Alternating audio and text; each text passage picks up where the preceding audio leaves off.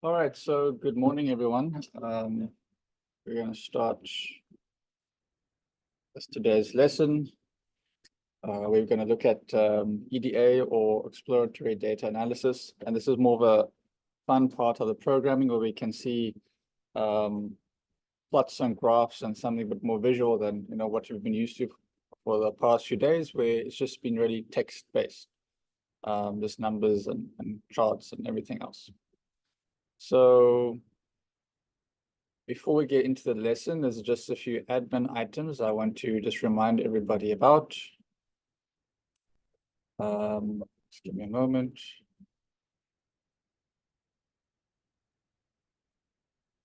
So the first thing is the recordings from yesterday have been uploaded. So we go down to day 2. All these sessions have been uploaded, as well as Kim's talk on research software engineering, part 1 at least. So there's the links for the recordings and the slides as well. So that has been uploaded. And the notes for today has also been uploaded as well. So just a reminder about that. There are quite a number of students that haven't finished these quizzes yet, quiz 2, quiz 3, and even quiz 1. So just make sure you complete that. You can obviously complete it in your own time, but you will need to complete that if you are wanting a certificate.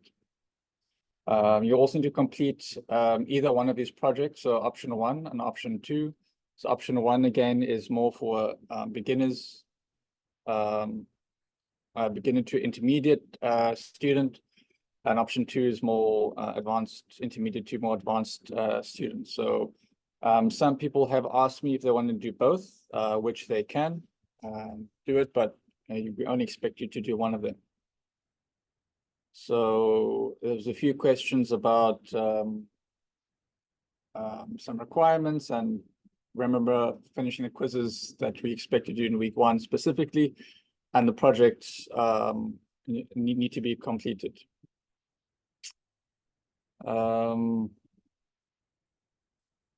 Yeah, I think that was most of the admin that we're going to look at today. Yeah, most of the admin today. And later this afternoon, as a slight change of schedule, we're going to be doing in the afternoon, Dr. Andrew Gill from Stellenbosch University will be presenting on Python library called NumPy, which we found will be beneficial, especially for next week as well. So it's decided to add it in. So he'll be presenting that later this afternoon. Okay, so we can start the content for today. Okay, there's a question for Tabo. Is the average we need to get for the quizzes to complete the course? Well, you should, at least pass them 50% at least. In the quizzes are really just to get an idea of how well you know the content, but quizzes are fairly easy or relatively easy. You just look at the average pass rate for the 3 quizzes, it's about 80%. So they are quite straightforward. Yeah, so at least 50% or so, but I mean, no, we do expect you to complete it and at least try to, do well in it at least. Okay, so let's go on to the content for today.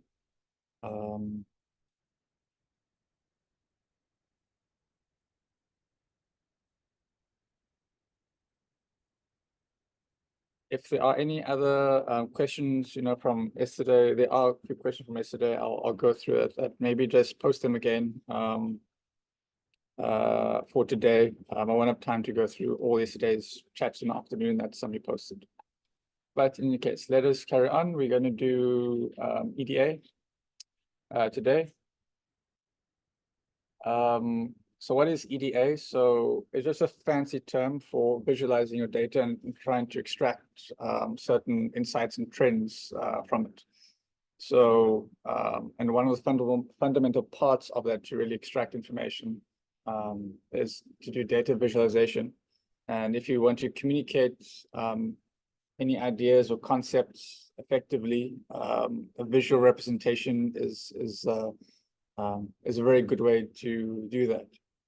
So many times you might want to share data to somebody else to see, or if you have a journal paper, I'm sure you might have copied and pasted a Excel figure from your Excel spreadsheet and put in your journal paper, which is something you can do, but it's not really advised, because again, the problem with Excel is that you can't record the steps that you've taken to create those figures. Everything is almost custom in that sense. So moving figures or changing it to make it look nice or whatever, there's no record of how you actually did that. So you can repeat, you can share with somebody else if they want to modify it, or 6 months later you come back to it, you ask yourself, how do I actually create that figure that I've done before? So again, we go back to a programming language or a language like Python, and there are many other languages you can learn. I wouldn't say learn Python only. Learn as many languages as you can. You'll get different understanding and different insights from various languages. So, but obviously these 2 weeks we are focusing on Python. So the useful thing, obviously, with Python is that everything is, we're writing a recipe of instructions. Every time we run the code, we get the same results. We can tweak it and we get different results, and it's almost recorded for us as well. The same thing we're going to do with plotting graphs, right? It's almost a way to record what we've done before. 6 months later, we can have a look at the code and see what we've done. So in that sense, it's a lot better to create graphs and plots and everything else in a scripting language or a programming language, for example, like Python. I know Excel has macros, but that has its own issues as well.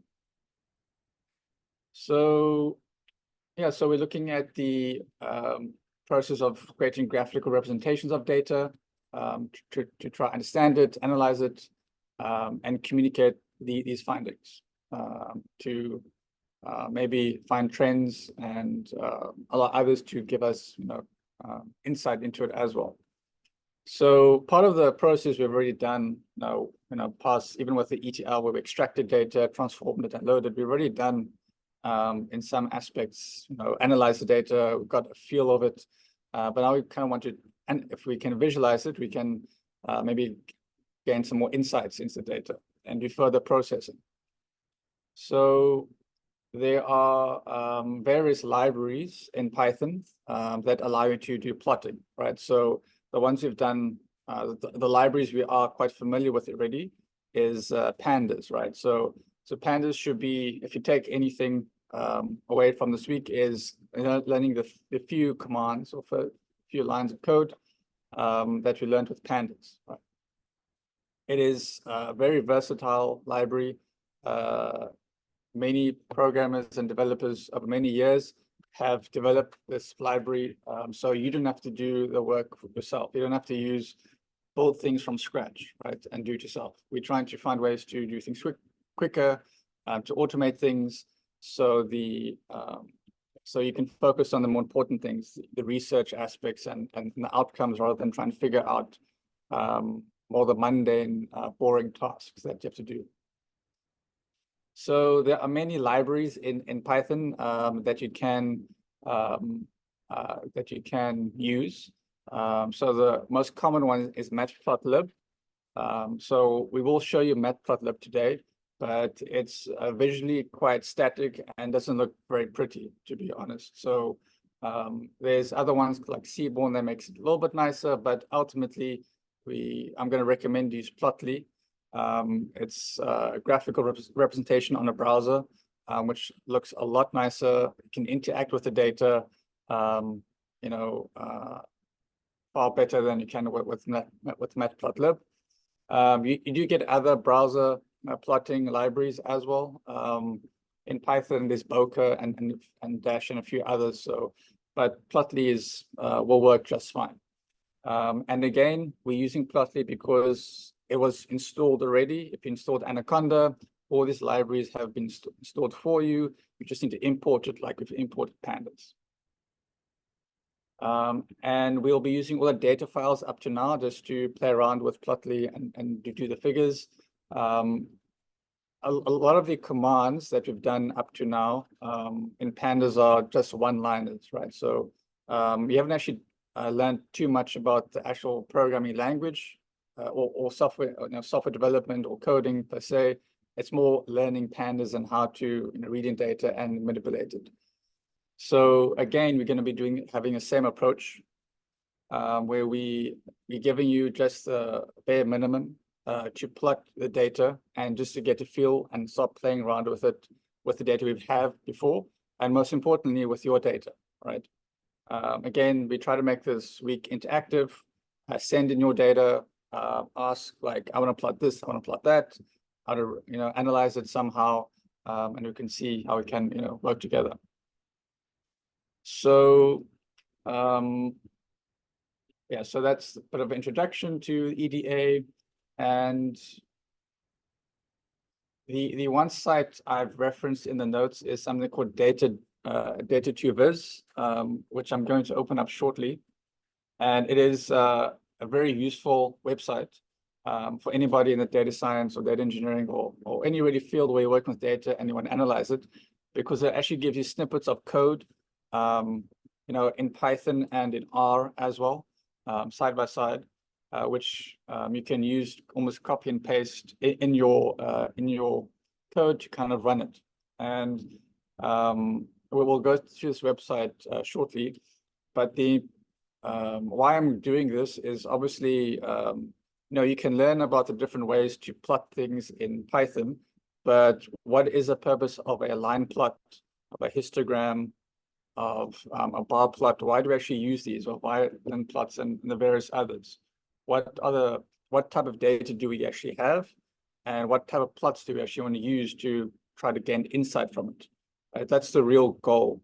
Because really you can look at any other, there are hundreds of websites that describe how do you plot things in Python. But that's not really the science we want to focus on. We want to focus on what type of plots do we want to use to gain insight from our data. All right, so let me just open this website. Just give me a moment to get into this.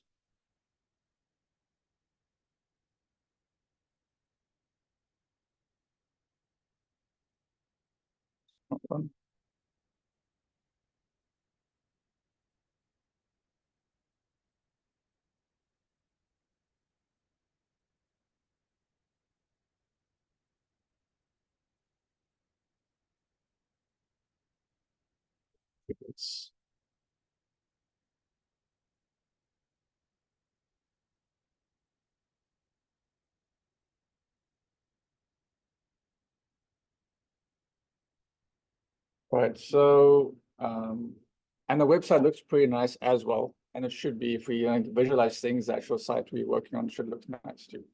But in any case, this is Data2Viz. It tries to help you to get the most appropriate graph and for your data and to visualize it. So this is the kind of the breakdown for the different types of graphs you can create. And what they do, which is very nice, is they categorize it into various types of data. So we have numeric, numerical and categorical, maps, network, and time series. Right. So currently it's on numeric, and if you have one numerical value, they give you examples of using histograms and density plots. You have two numerical values. Is it ordered or not ordered? And again, it gives you different examples what to use and code for histograms and scatter plots, and or if it's ordered, area plots and line plots, right? If it's three numerical variables and more, then again they give you various other options to use and to play around with. So again, it's a very useful website.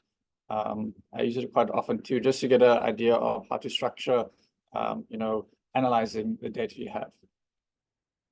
Again, you can go to categoric. Let me just put the site. Somebody's asking for the site here.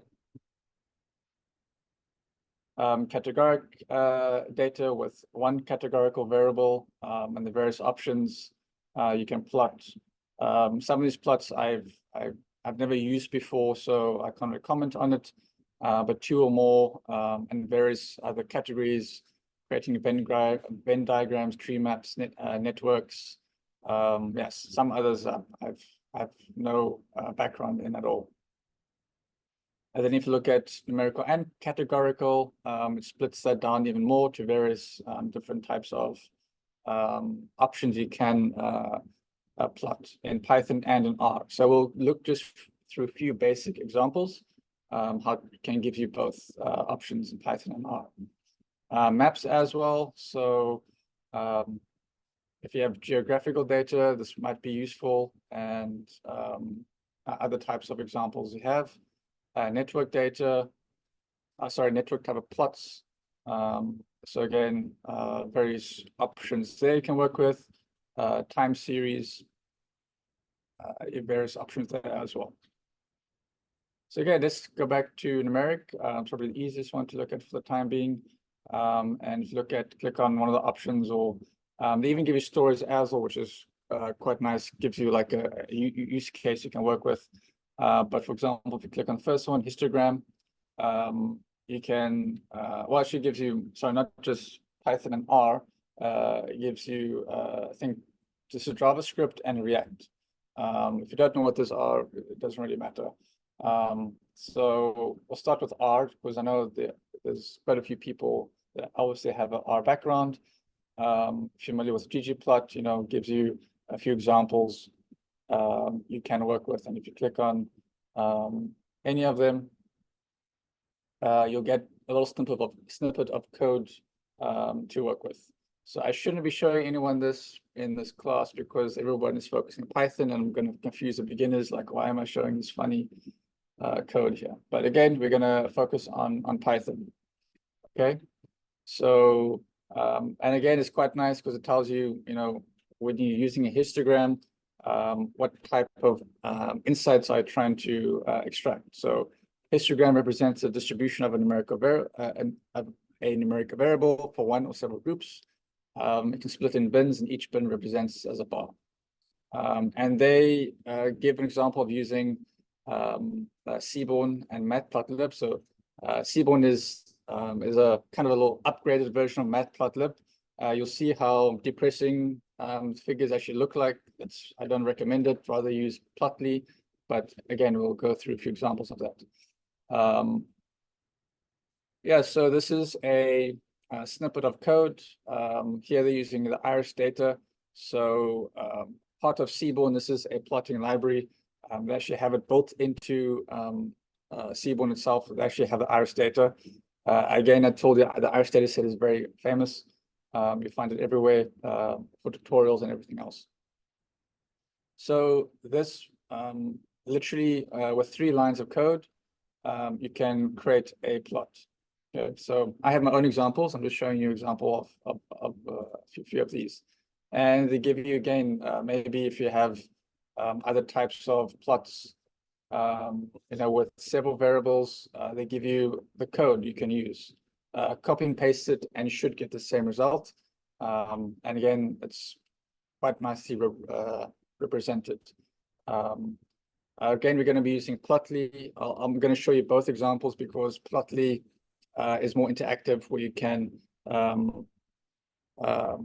where we can interact with the data and change the range between what you want to see and whatnot. But again, I'll give you examples of that. So you can go through the site. It's very useful as a reference for plotting, and hopefully you can benefit from it. Yeah, there's many other examples you can go through. Let me just go back to the Python gallery.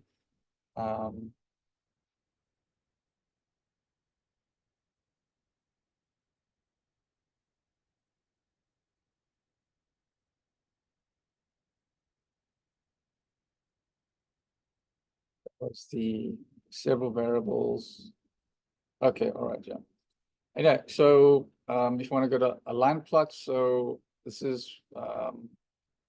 another example with the Python gallery if you want to look at line data. So again, if you have time series data, this will be quite good, useful. And there are various examples of plots you can use there. And we're going to be have our own set of examples we'll go through, and then we're going to use the data that we have been using for the past few weeks, for the past few days, to kind of analyze it.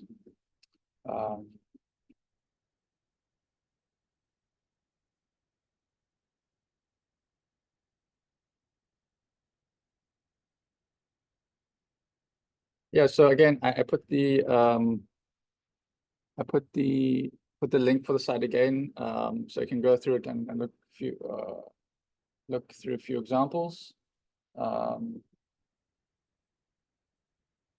And maybe do one more example here, maybe like a map, maybe.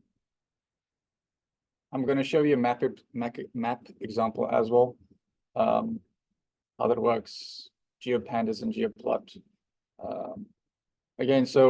Again, this week there's so much to cover, so we can't show you everything, but the cool thing with Python is anything you can really think of doing, any type of task, or even any automation task that you're doing, any boring stuff that you don't want to do every day, you can most likely automate that and speed up your time using Python.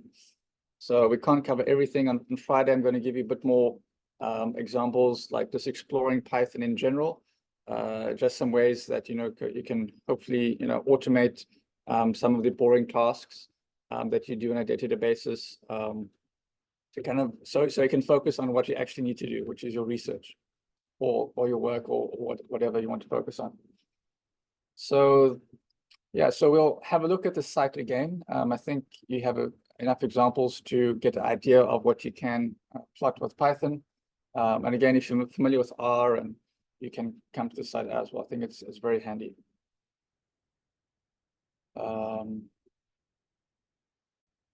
Okay, so let's look at the, let's see if I get consensus. Is this site useful? Thumbs up. See if everybody can reply to my message.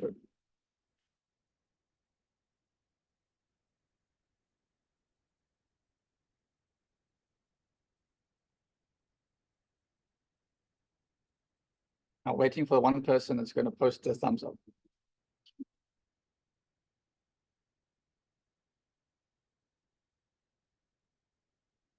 I think 25, 30 people out of 600. Okay, there the numbers are increasing. Okay. All right, so Tabo, I think it is on purpose, right? Just follow what everyone else is doing. Okay, so how are we going to plot things? We're gonna open up and use our friendly Python environment called Spider.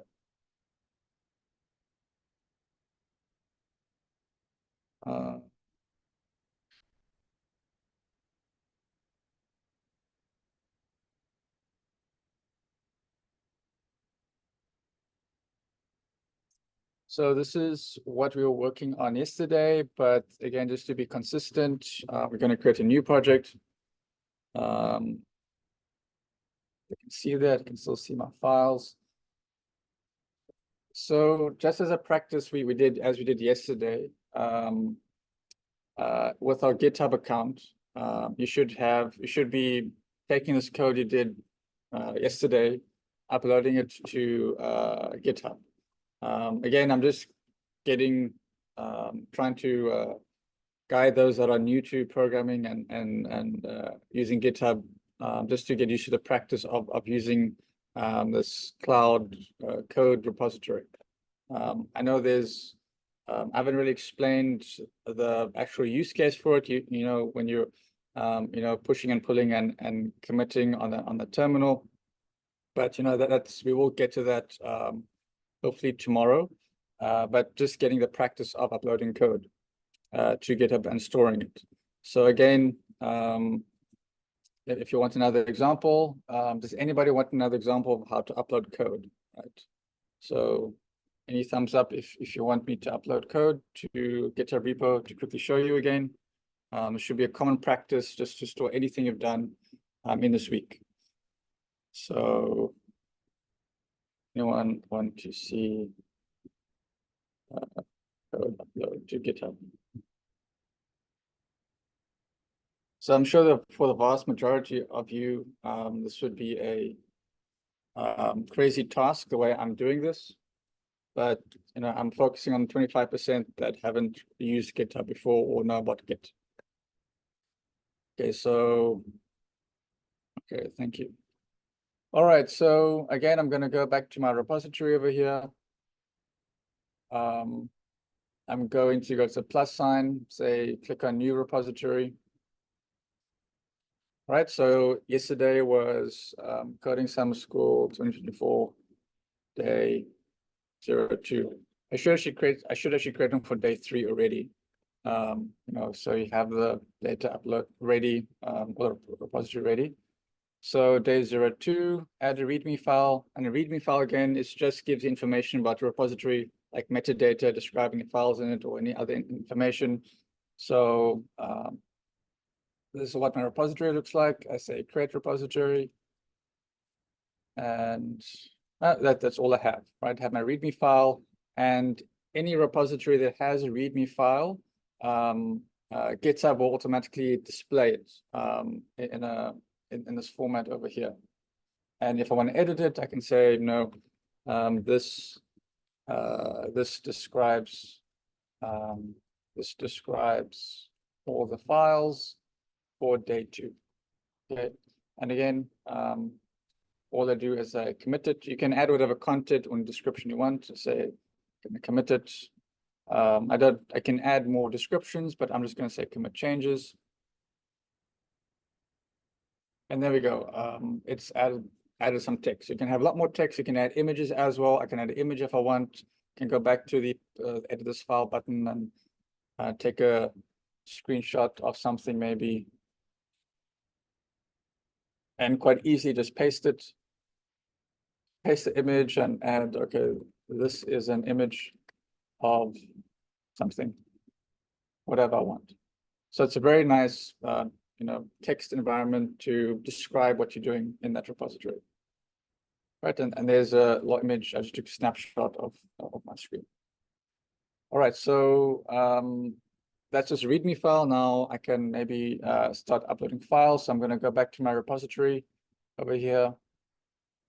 And I'm going to click on the plus sign, click on upload files. And I'm going to literally just go to my Spider,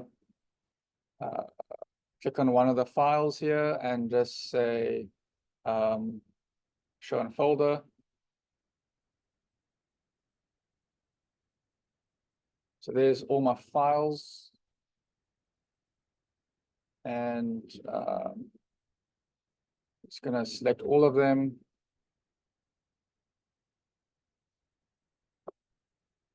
And copy it across.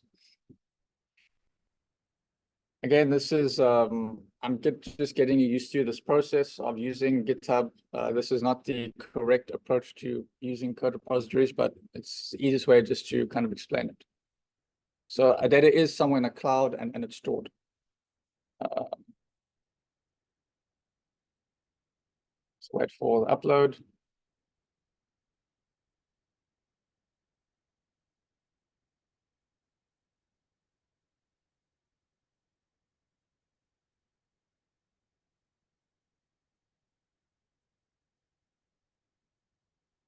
Okay, so they've all been uploaded. Say commit changes, processing the files.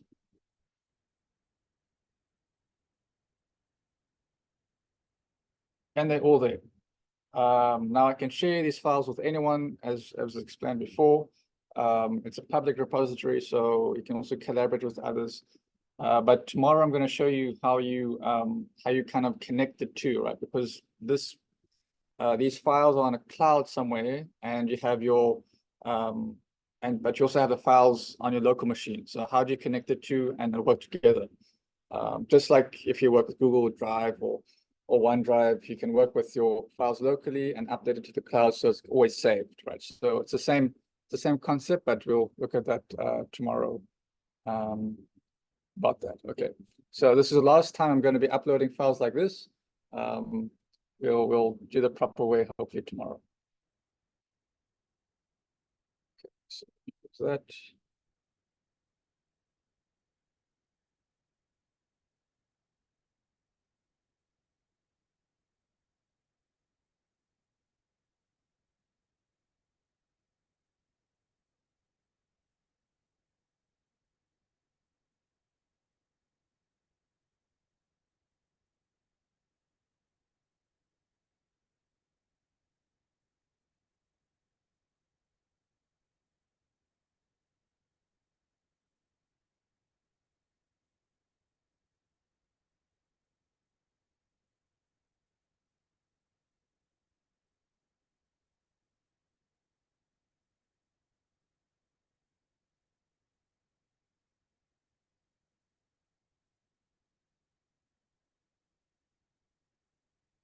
Okay, so again, we are using our friendly spied environment.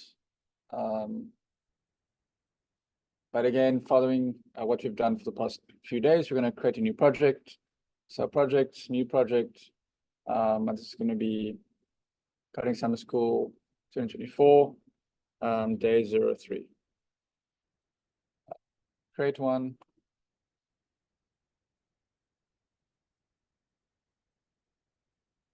And I'm going to say, it's my file over here.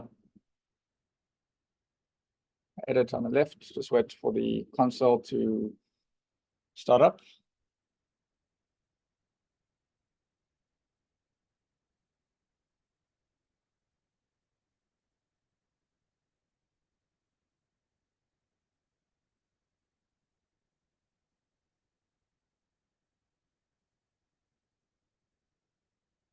We'll start it up. So let me just zoom in there as well so I can see. So currently there's nothing in our files directory where this is stored. And this is currently untitled.py. So let's just change that. Let's save it as maybe EDA01. So now there's a file called EDA01, and we can start working with it.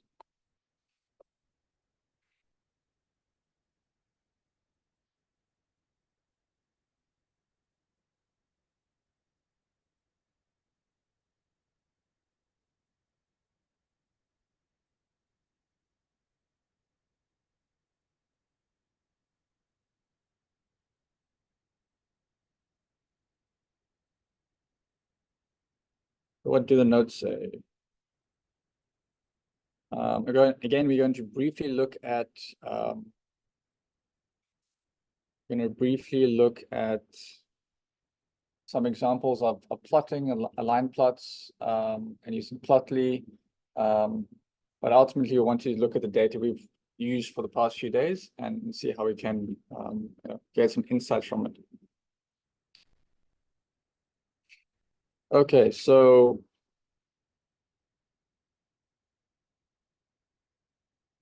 if we're going to be using the most common plotting library in Python, it's called matplotlib. So let me do this one.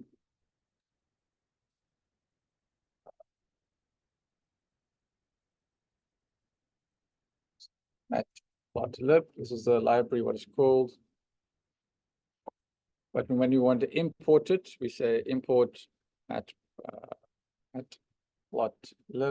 and lib. We have to access another part of it called pyplot, and we're going to give it an alias called plt.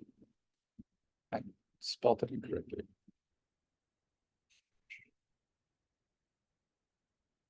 So pyplot is an extension that was added to matplotlib, as far as I can remember. So previously we didn't have to add a pyplot, but now has been added.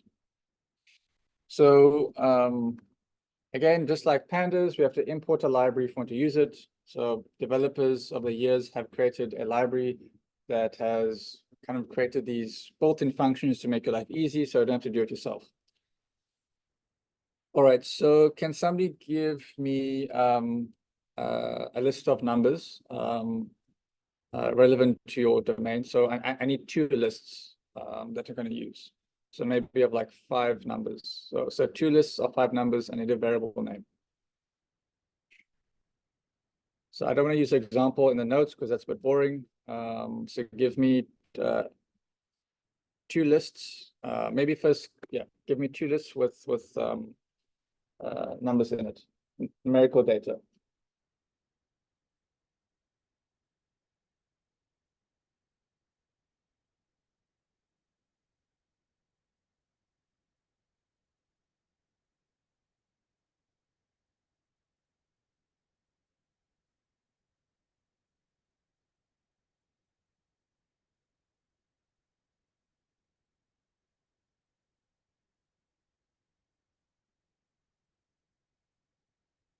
Quiz marks. I like that title. Are you trying to say something?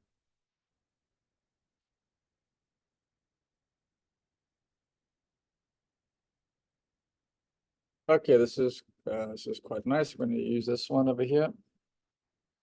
2 lists. So again, how do we create a list? Can X be a bit more descriptive? Conversion. Conversion what? Conversion. How do you spell conversion? Yes, of what? Okay, so conversion, like reaction conversion. Reaction conversion, like that. And what's T? Temperature. Now we know what we're plotting. Okay, so the first thing we can do is just create a line plot, and as a note say, just like we did with pandas, now we use matplotlib, say plt.plot plot, and we're going to say anytime we see round brackets, it's expecting an input parameters. So the first parameter that it's expecting is the values on the x-axis, and the second is values on the y-axis. What's I guess what we're going to use. So we're first going to have reaction conversion and temperature. Is right, or should be the other way around? T on the okay. So temperature should be on x, and reaction conversion should be on y. And let's just first see what we do if we plot this. Plt.show. Yeah, let's see if my code makes sense. Let's first run it before I explain what this does. There we go. So a very simple, not a very pretty looking plot in terms of like the graphics behind it. But yeah, we were able to, graphically represent the data of 2 lists, right? So again, a list is any, group of numbers. Let's start with square brackets, right? This is how we define a list. So we have 2 of them, and we're plotting temperature versus, or, reaction conversion versus temperature. So there's our plot, okay? So let's give this a bit more context. Let's add the X and Y label. So plt.x label. So X label should be temperature, and Y label should be reaction conversion. Okay, and maybe give it a title as well. Title. What is the title of this figure? Shrugs. Okay, let's do shrugs, whatever that means. Or make it like chemical experiment. Okay, all right. Okay. Let's run it and see, save the file, and oh, why don't I see anything? Why don't I see anything? I'll change color. Oh, there we go. It popped up. So there's a title, y-axis, x-axis, temperature. Okay, so this is the first thing we are going to practice. I need to make sure everyone can do this. So make sure you get the same plot I get. So I'm going to wait for everyone to actually make sure you can get the same plot before we go on to more complex things.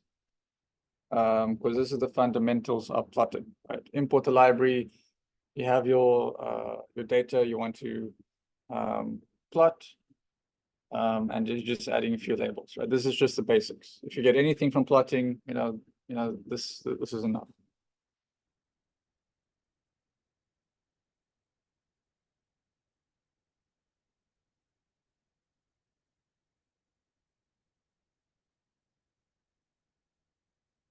So just give me a thumbs up on my post once you've gotten the same plot.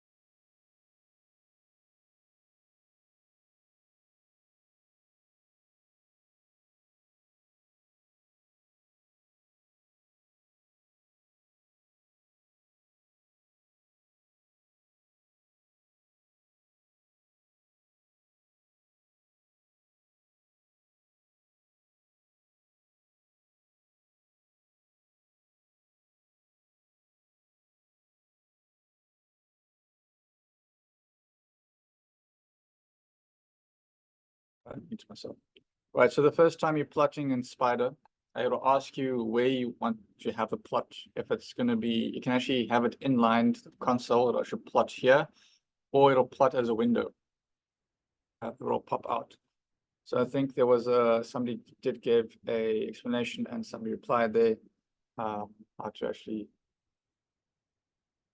access that, but I think it's somewhere under tools. So if somebody can find that and post it, we can help other people with that.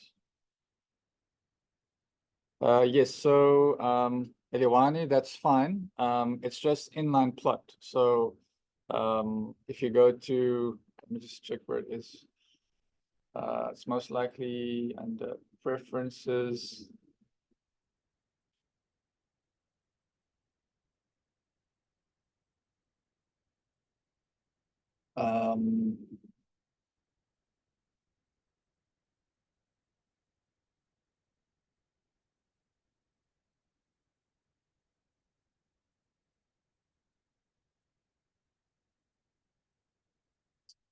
So graphics.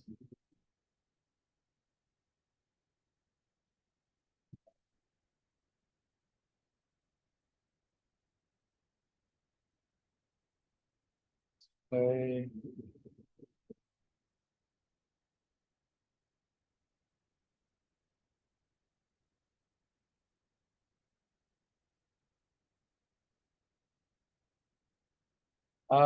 Normally just can you figure out where that, how do you change that in Spider? There's a setting, I can't remember where it is, just to change it. The plotting from inline to an inline plot, so an external window. Which one? This tab.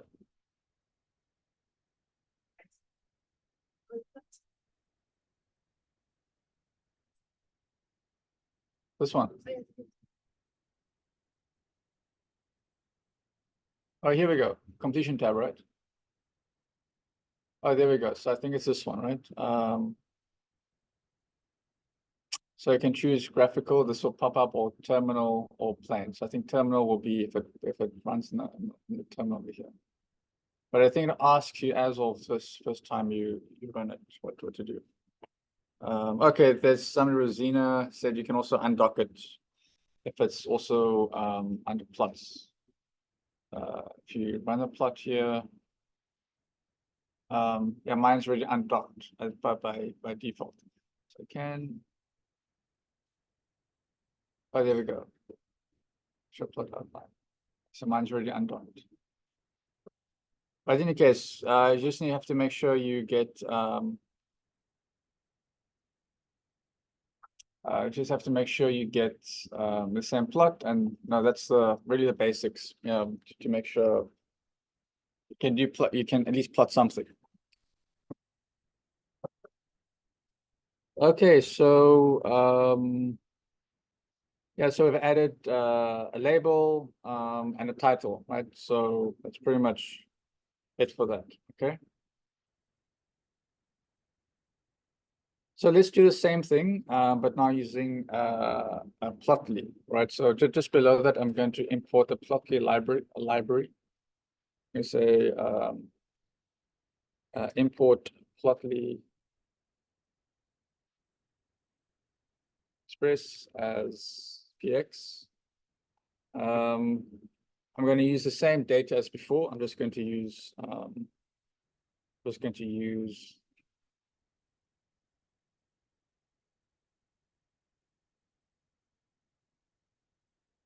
same data to plot. So I'm going to create a variable called figure or fig equals x.line plot, and x is going to equal to temp, right? Temp, and y is equal to the conversion direction. Yeah. And this we need to write to a this we're going to need to write to a HTML file. So there's a way to kind of pop it open and automate it, which I'll show you shortly. But let me first show you what this does. Yeah. So this is 3 lines of code for Plotly. Let me show you. Let's run it. And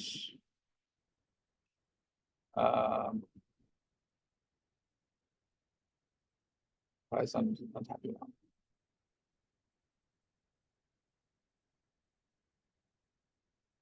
Those programs not happy.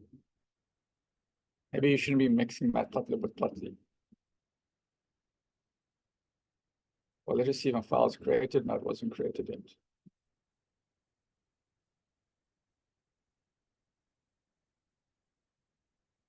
So let me.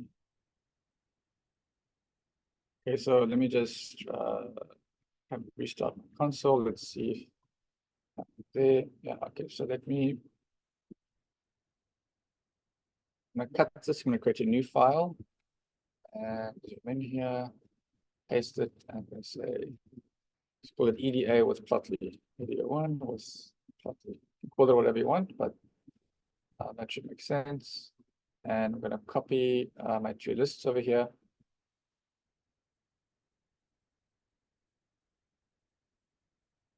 Over there. So create a new file, EDA01 underscore Plotly. Let's see if this works.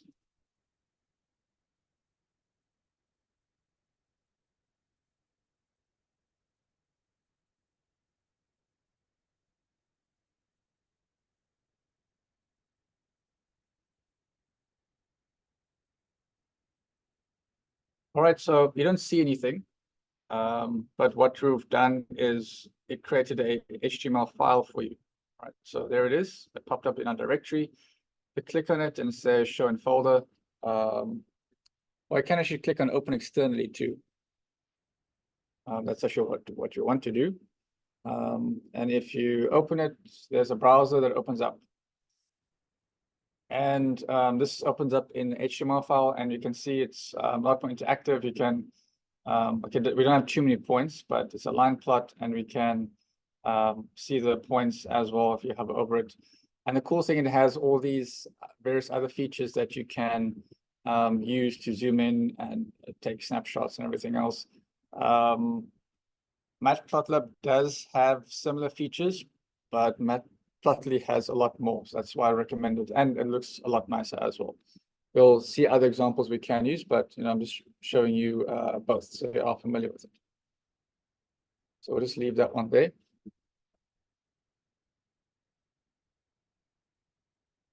So Claire, why do you need to write to an HTML file? Because that's the figure. So if you go to a variable explorer,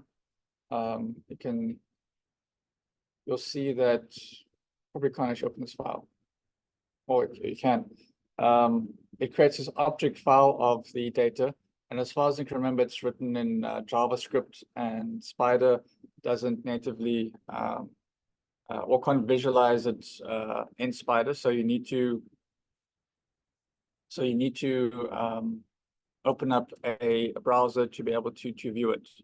Right, so a browser type of plot written in JavaScript. So in that sense, you have a lot more features and functionality when you're actually creating plots.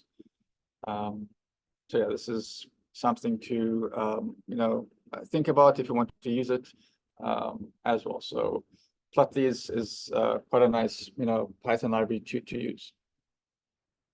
Okay, let's go to the other. Let's go to the other side. So to the other file where we were using matplotlib. This one should still work if we run it. Yeah, we can still run it and we get that. Okay.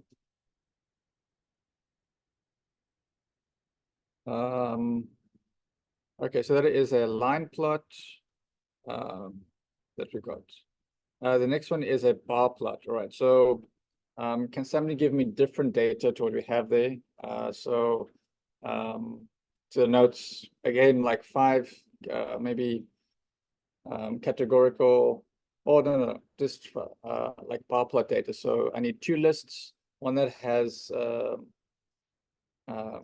text in it and the other one that has numerical data in it. So please put that in your, please give me a code for 2 lists. For bar plot, I need bar plot information again, just with 5 values for bar plot.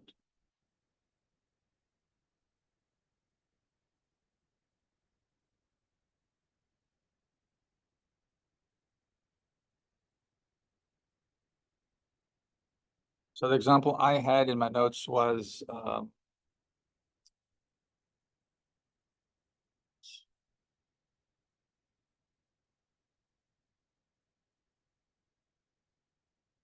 this is what I had in my notes, but that's very boring. Give me an alternative, something that can makes more sense, or something else.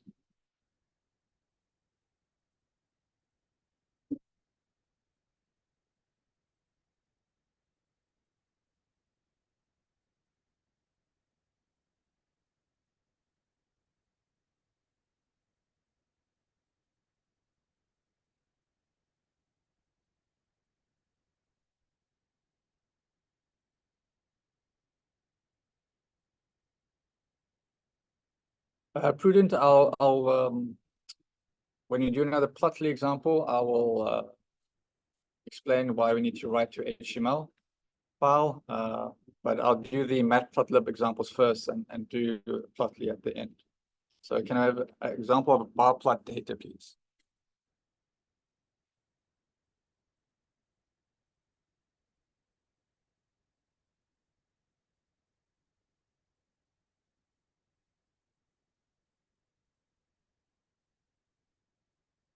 Okay, so let's work with this one. I think you're missing a code on there, but that's fine.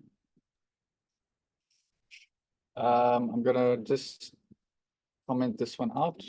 Otherwise, it's gonna plot the line plot again.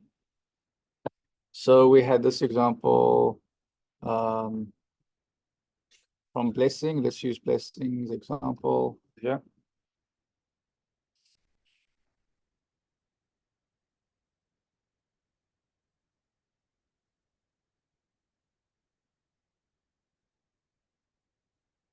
So day one attendees and names. Hopefully they all add up. So how do we create a bar plot? In a very similar way. Let's say plt dot bar, and we'll need the day one names for the bar names, and then the values will be day one attendees, something like that. And plt.show should show that up.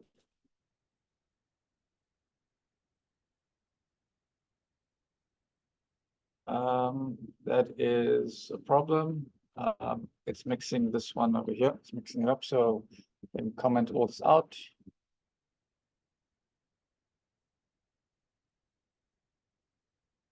There we go. Quite a nice example for bar plot. So just remember to comment out this code over here for your line plot. Otherwise, it'll kind of mess up your bar plot.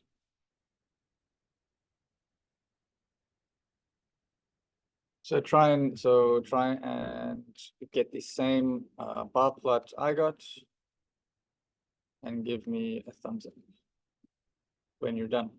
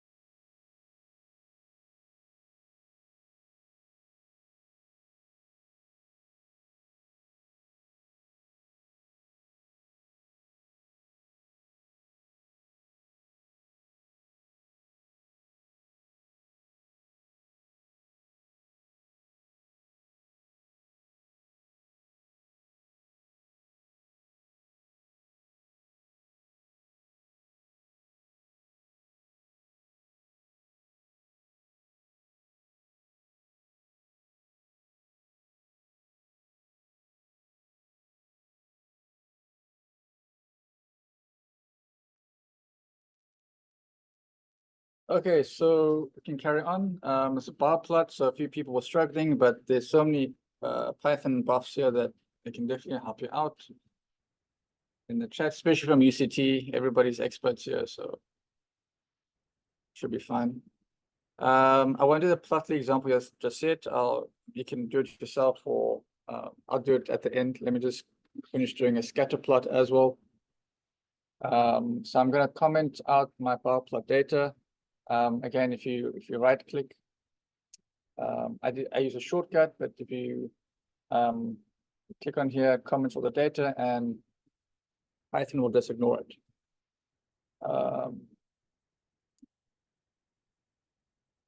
Yeah, so let's do scatter data. So scatter plot, how do we do that? So let's just use this example here as is. And for scatter plot, it's quite straightforward, plt.scatter. This can be X scatter versus Y scatter. Very interesting data, but it's really just to explain the principle. Plt.show.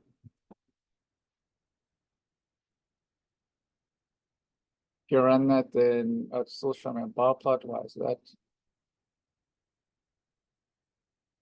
Didn't comment it out. I didn't save. It's likely. Yeah, there we go. So very boring data, but this is how you scatter plot. Again, when you look at the data we worked with before, we'll use more relevant examples. The scatter plot, and we can do the same thing, with various other examples. So that's a scatter plot.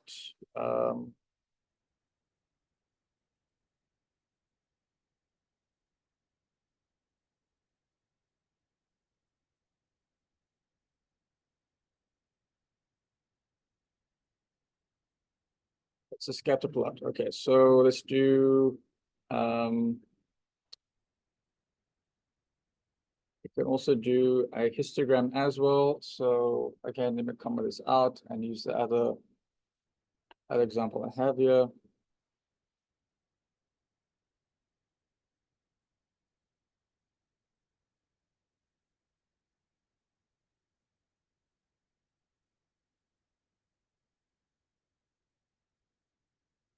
And plt.show.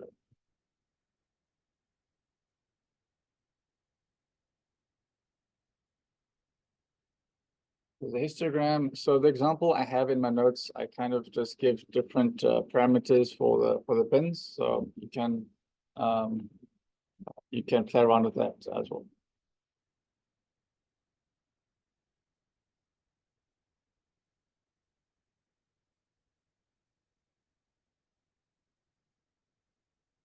Okay, so let's go to Plotly again, because it looks a little bit nicer. And I'm going to take the example I have a little bit down in my notes over here. So take this example, comment that out. So let me just run it and show you what this looks like before I explain it.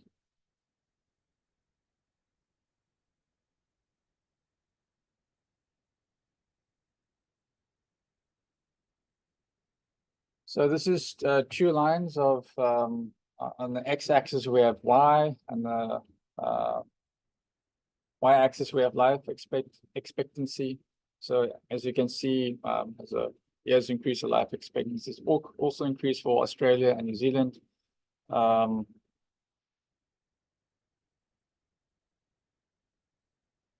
And again, you have the similar features to pan and zoom, and if you want to see a certain region, you can.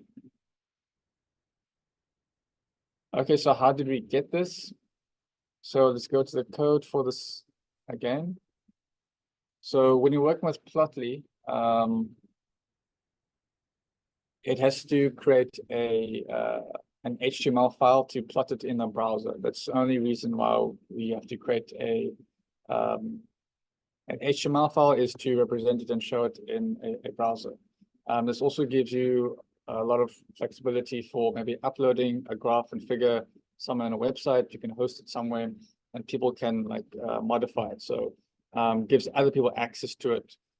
Instead of just sending like a static image of a figure, you can store this HTML file somewhere and somebody can interact with it. Because behind this there's JavaScript that's makes this interactive. So you don't really have to understand why it's done. I know somebody asked, but this is something that's a bit more useful to use. There's 2 lines of code here, which is import web browser and web browser open. So all this does is it automatically opens that HTML file that I created. So just like one, you run it and it pops up the example here. So that's why I added code, and you can use this as an example, as a template, for any of your code. You can, again, just like with matplotlib, if you want scatter plot or bar plot or anything else, it uses a similar terms to describe it. Okay, so we've covered really the basics of plotting, and there's really just a few lines of code to actually plot anything, right? But again, as I said in the beginning, the real science is actually how to use it and apply it to the data that we have already. Okay, so what you're going to do is you're going to work with the data we have before, and we're going to try and figure out what plots to use for the different types of graphs. Okay. So the first one we're going to work with is I'm going to start with. Well, can anybody recommend which data set I should start with? What data set should we start with? We have many to work with, so which one should we start with?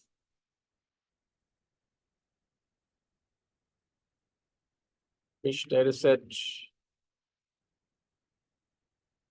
should Iris? Okay. Start with, and it seems the only person that said anything was Cecilia. Said Iris. Okay, all right. So Iris it is. Okay, so I'm very new to programming, so I don't know what to do. So I'm going to create a new file, and I'm going to say, let's call this file Iris data, Iris plot, actually.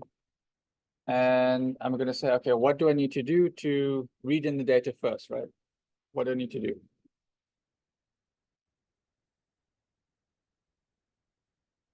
What do I need to do to read in the data? I want to get Iris. It's somewhere on my computer. I need to access it. So how am I going to do that? Okay, first can import pandas. Okay, thanks for that. And then what do I do? Okay, I've imported pandas. Now what do I do? Okay, Grant, reading data. So give me the code, please. I need the code to read in the data. I'm stuck. I don't know what to do. Give me the code. I want a line of code that works.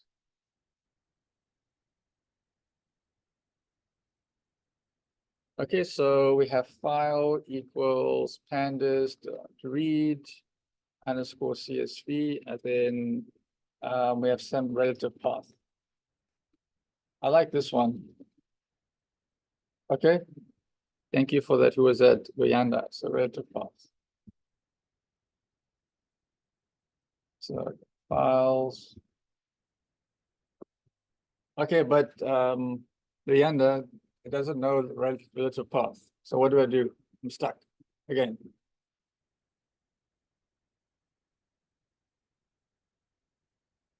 Doesn't know relative path. What do I do?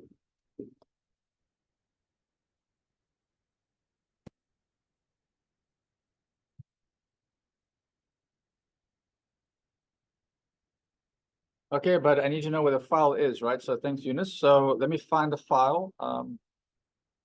It wasn't here. I didn't have any of my files here. So let's maybe go up one directory. So on your files, you can click on, if you go up, that doesn't help. Let me maybe go previous. That doesn't help. Let me open the location of where the file is, maybe. So I think it was date 2, right? I think it was data 02. I think this was the location. Let's copy it. So because we don't have the data here, we can't use relative path. Well, we could use relative path as well. It's just we have to use a bit of gymnastics to get there. Let's just use the absolute parts and makes our life a bit easier. So in there should be a file called iris.csv. I hope. Let's save it. Why is it complaining? Unicode can't. Okay, but it's complaining. Why is it complaining? I'm stuck again. I don't know what to do. Why is it complaining? Chris thinks it's very funny. I'm a student. I have no idea what to do. Let me ask the chat channel, see if they can help me. Why is it complaining?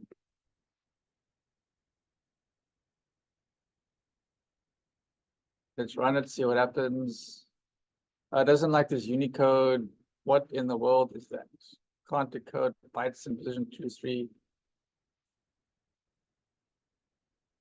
What in the world is that? What do I do? Well, let's see what I got when if I clicked on absolute path. For my file, what do I get? If I say copy absolute path, let's see what that is like. Okay, yeah, so thanks, Joshua, as well. So I have to change the backslash to a /. There's another way to get around that if I don't want to change the backslash to the /. There's another little update or a little something I can add. I can just, well, hopefully this should work. You can use double backslash. And why is that? Can anybody tell me why it doesn't like a backslash? Why it doesn't like a backslash? It's something to do with, okay, Jason, yeah. Yes, because something to do with, this is an example of why it's a problem. Escape characters, right? So there are predefined characters. When it sees a backslash or n, for example, it'll put a new line between it, right? So it doesn't want to, it wants to make sure that you won't have an escape character or a new line, for example, in your string. So let's see if this works. Yes, it works. Okay. Thank you for helping myself. Okay, so I got file and there's my data file. Okay, so everything is working. So what kind of plot should I use to plot this? sepal length, sepal width, all the stuff, and I got class data. I could clean this up if I want, as we did yesterday. Maybe remove iris. Okay, why don't we do that together? Like, how do I remove iris? Because I don't like this. It's a bit redundant to have iris in this class column. So how do I remove that again? Can somebody refresh my memory? How do I remove iris?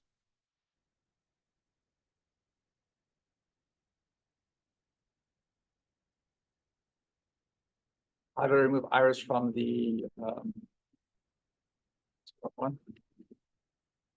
So one.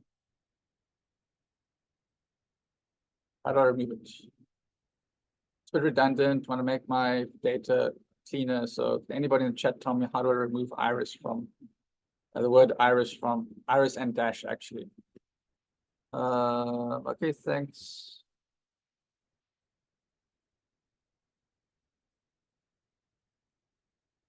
Okay, so if I ask a question, I need a line of code. So Amalia, yes, I can use dot replace, but give me a line of code.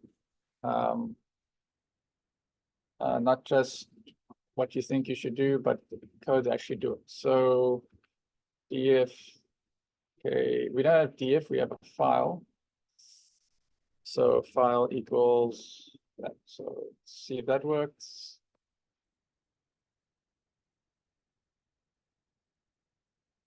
Oh, what happened? That's not what I wanted. I think I should do this. I only want to change that over there, and then yeah, that should work. Okay, so our data looks pretty clean. Columns and everything look fine. What do you think I should plot now?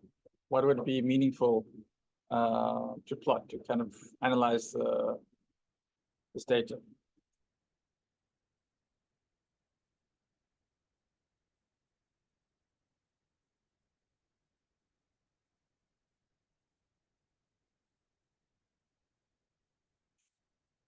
So again, you can go to the website. It explains, once you have 1, 2, 3 variables, numeric and categorical, what would make sense to plot.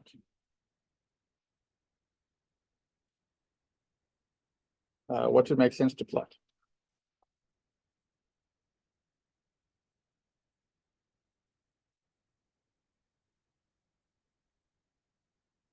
You can give me examples in the chat.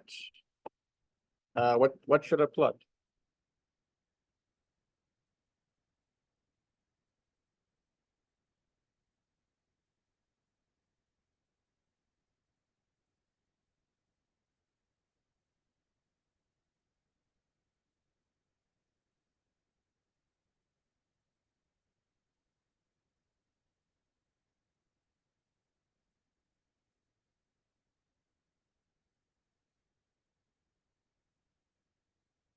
Histogram, okay, but tell me why.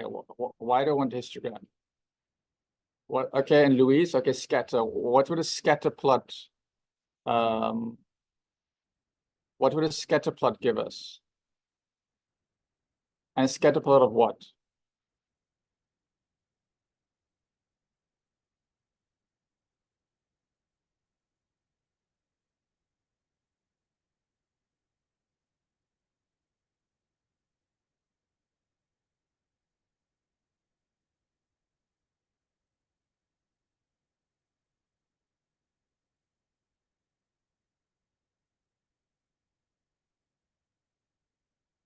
Okay, so I have a few options, but I need a code, right? So maybe I'll maybe help with the first one. So we can maybe look at a scatter plot.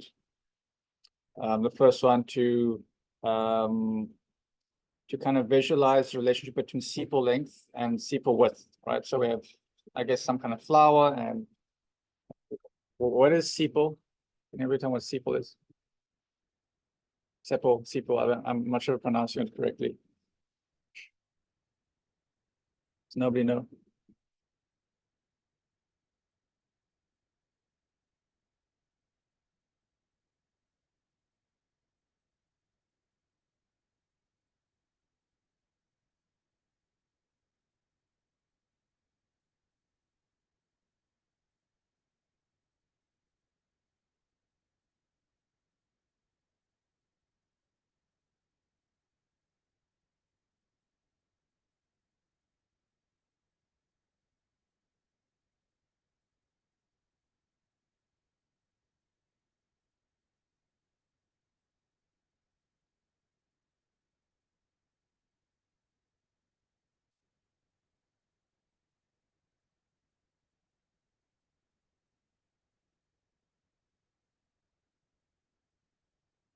Sepals are small bottom leaves holding a flower.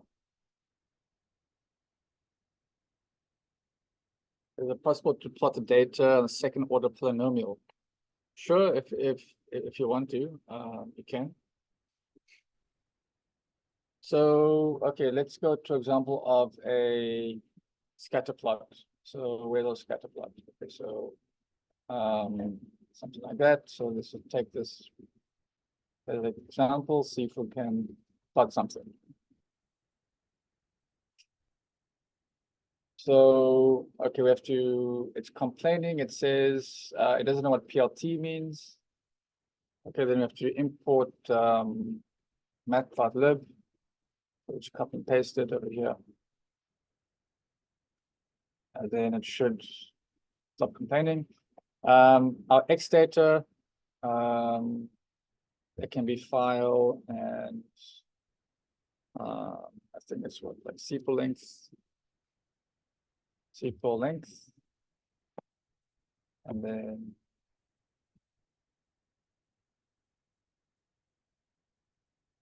sepal width. See what happens if we do that. Okay, is that useful? Well, let's maybe add some, let's add some labels. How do I add labels? Let's go back over here, just copy and paste what we did before.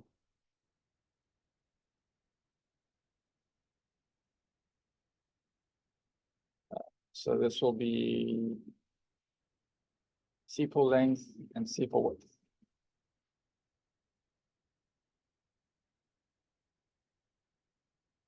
Okay. So does this tell us anything that's meaningful? We compared sepal length to sepal width. Do you see any trends? Do you see anything meaningful data comparing sepal width and sepal length? Is anything meaningful we can gather from this graph or plot?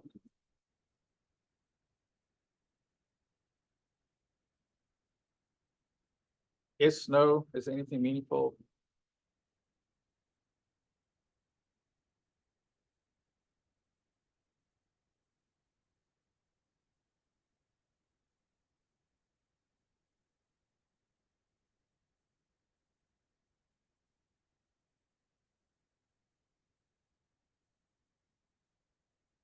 Yeah, it's just silent, right? So whoever suggests a scatter plot, you just waited 10 minutes for all our time. Rahul says this is just a bunch of dots everywhere. It's not really meaningful. Well, now you know just what not to do. Now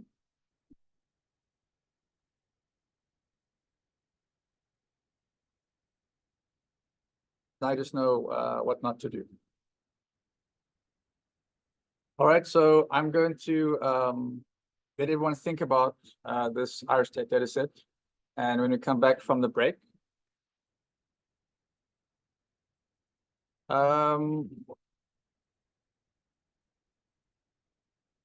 Mahlungonolo, we can see what dots are concentrated, I guess, but it doesn't seem that they're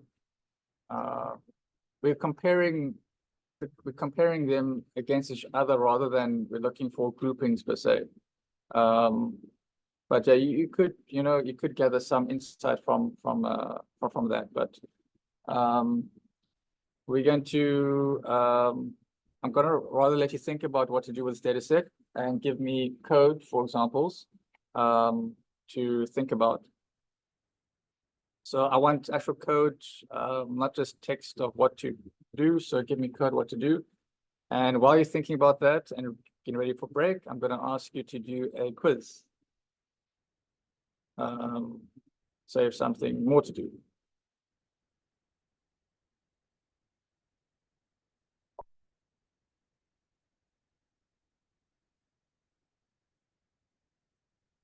So let me publish it.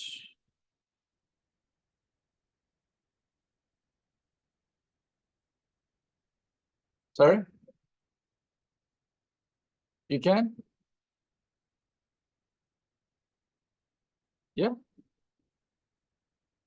The R squared of what? Yeah, you can. You can give me a line of code for it, or you're asking how do you do it. Okay, all right. Well, ask it in the chat.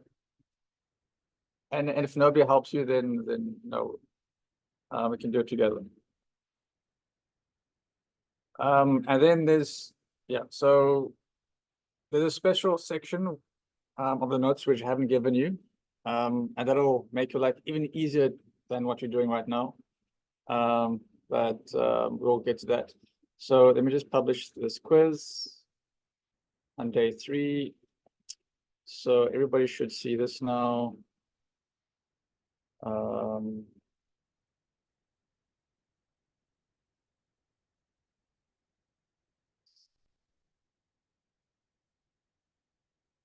Should see it. It actually, I'll take you to another link to fill in it's kind of a quiz / feedback form. I'll take you to Microsoft Office link. So please fill it in. Thank you, Eva. I like your question.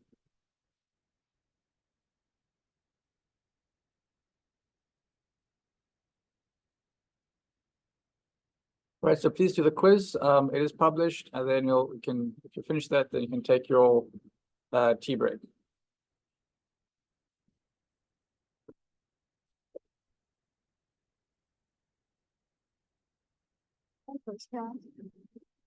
Hold it. Oh, sorry. Hold this. Go to add file.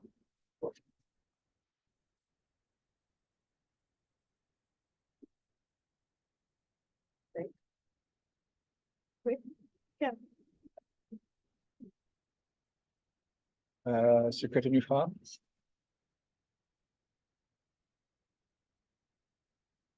Okay, so type the folder name there. The one Anything? I'm creating or Yes. Okay, now backslash, backslash. that creates a folder.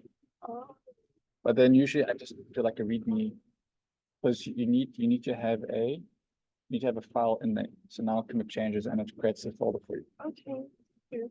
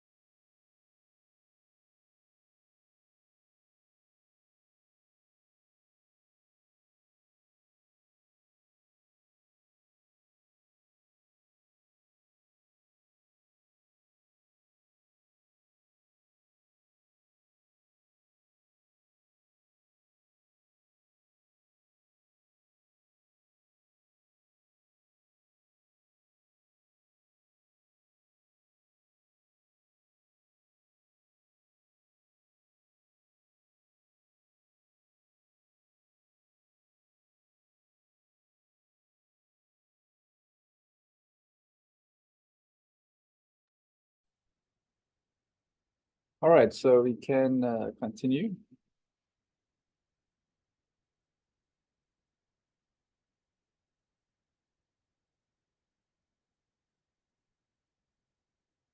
Please remember to finish the quiz that I mentioned.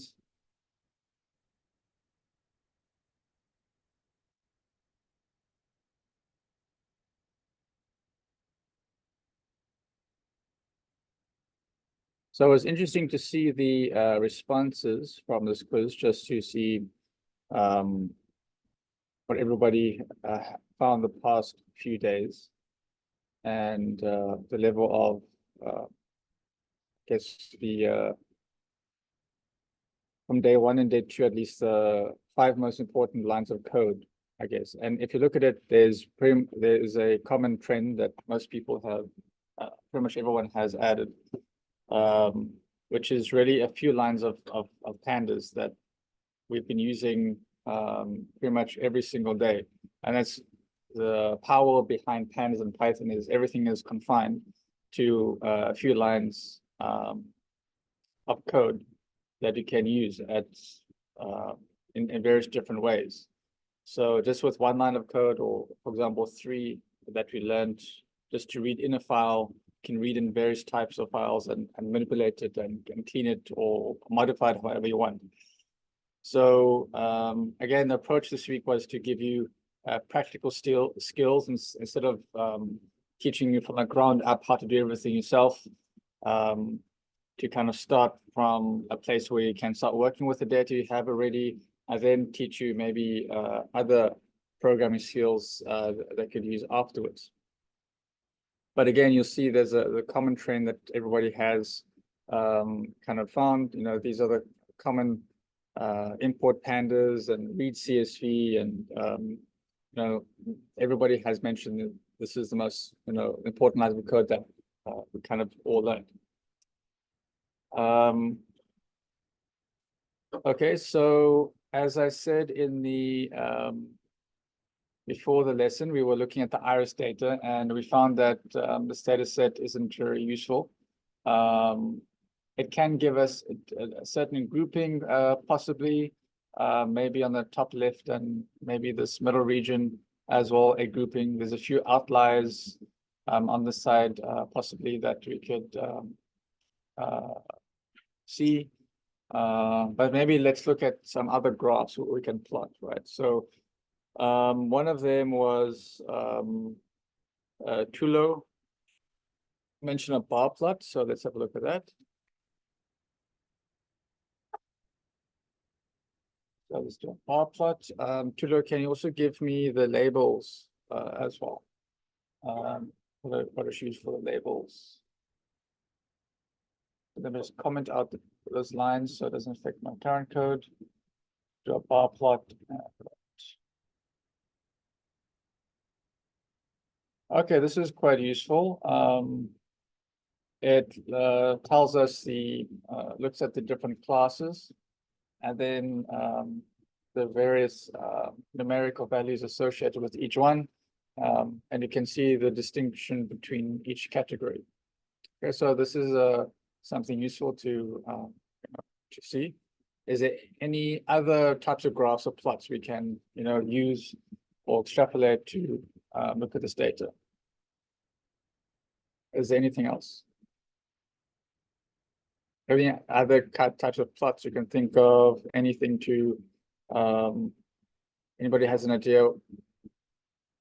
As somebody asked about R, can you, what is the question again?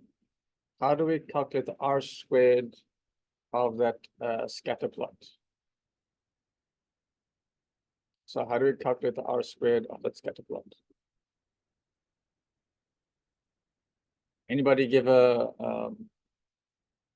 solution for that? How do you calculate the R squared for scatter plot?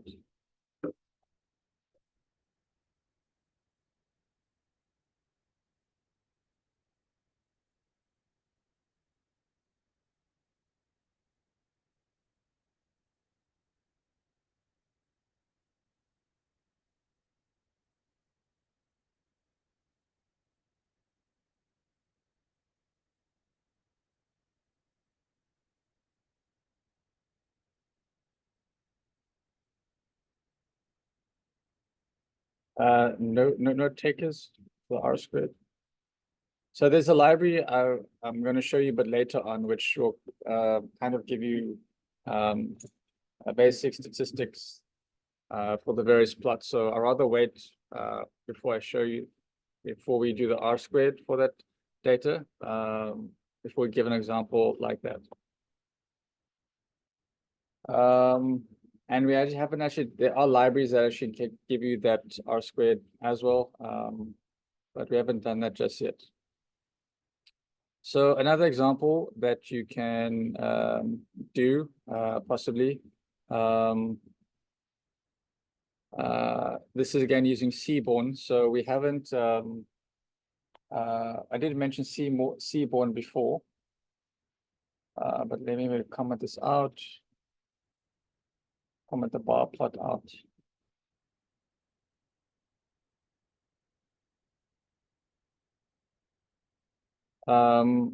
So I did mention Seaborn before, earlier this morning when we were looking at different types of plots. So if we have, for example, so the reason why I'm going to use Seaborn because it has a useful feature for this type of data set, which is a pair plot. So let's have a look at that. Seaborn SNS. Again, this is already installed, should be pre-installed into with Anaconda. So let's see what we get with that. So pair plot, file, Q equals species.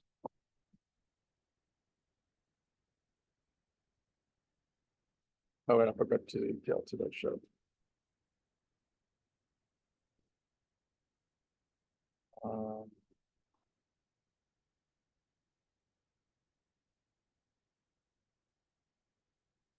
Well, here it's not species, it's class.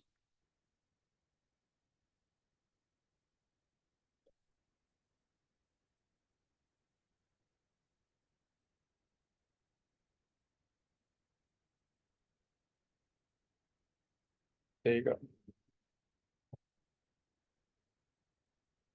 So is this useful? Is this type of plot useful?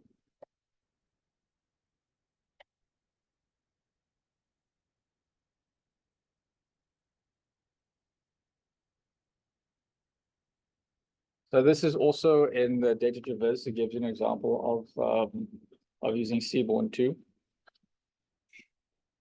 So can anybody identify any trends or anything unique about this data? Any insights that you can identify?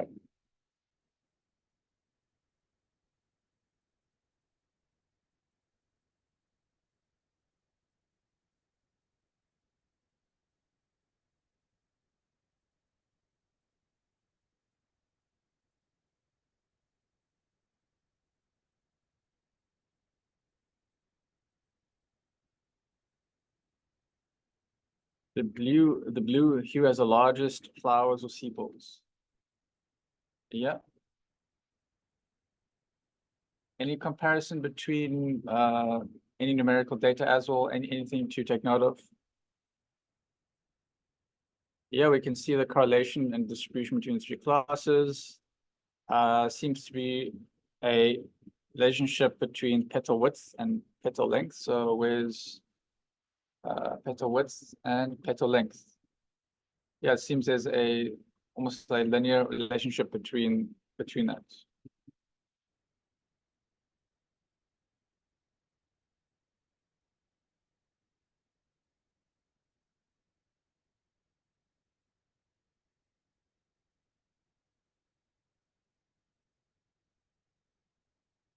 Orange and green look similar in characteristics. So different groupings. So hopefully this gives you some insight again what you can do with your own data if you have categorical data with numerical data to kind of split it up and get some insight. Again, this example is on data traverse as well. I mean, when you have these different types of categories. Okay, so any other examples from that you can think of, or do you think this is sufficient to kind of analyze the data? Anything else? Anybody would recommend anything else for this data, or can we go on to the next file? Next data set.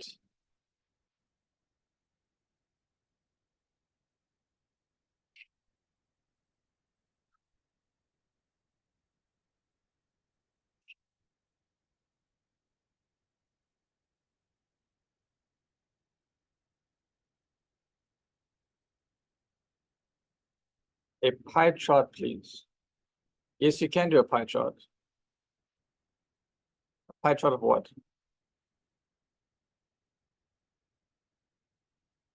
Yeah, you can do a pie chart. For the Python box, please give me a pie chart. Of any, I mean, obviously we have 3 categories. So can somebody give me a pie chart? Give me a pie chart example.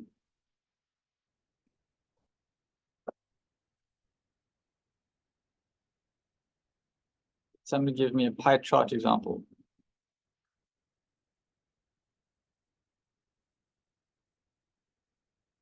Okay, yes, we can do that. So I can do the country data next. Comparing females and males in the data. It is very small data. I would prefer to use something else. And we have a larger data set we could probably use. So maybe use, yeah, I prefer to use a larger data set to get a better description of the data. So we'll just try and use something else. Can I get code, please, of a pie chart using matplotlib or even Seaborn?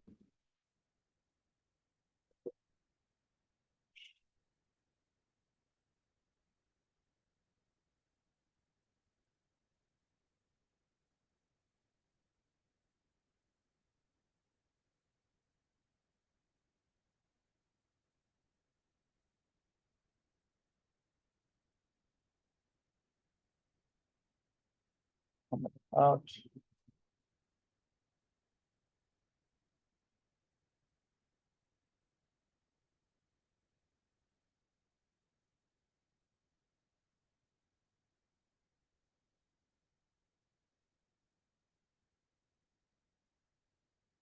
Okay, so let's see. It's plt.py. Let me see if I've got anybody gave me the code.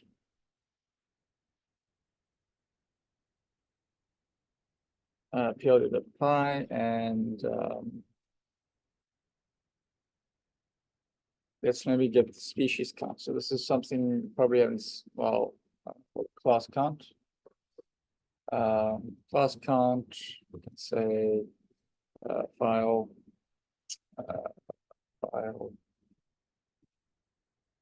class dot value count.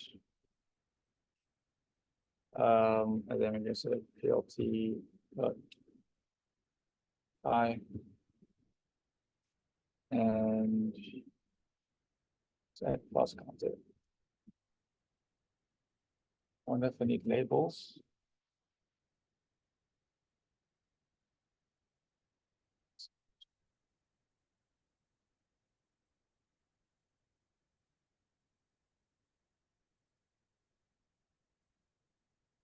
See what happens if I get this.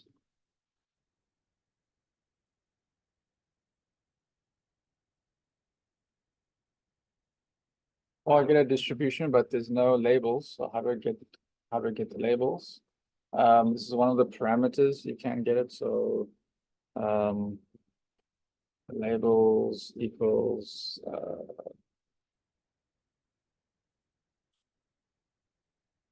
class count dot index.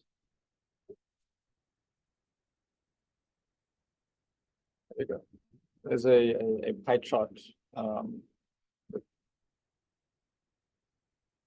Really just counting the amount of each class or category. Okay, I think you've done enough with the Irish data. Preferences, yeah. So yeah, we're not going to use simple examples like this. Let's use the actual data sets we had before. So can anybody recommend any other CSV file or any data we've had before? So we can, plot something and analyze the data. Any other files that you can recommend?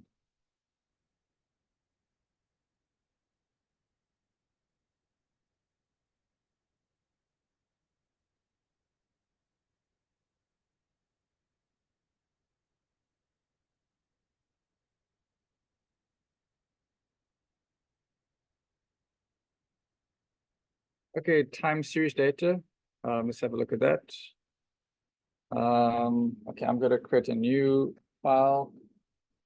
Time series. Time series. Plot.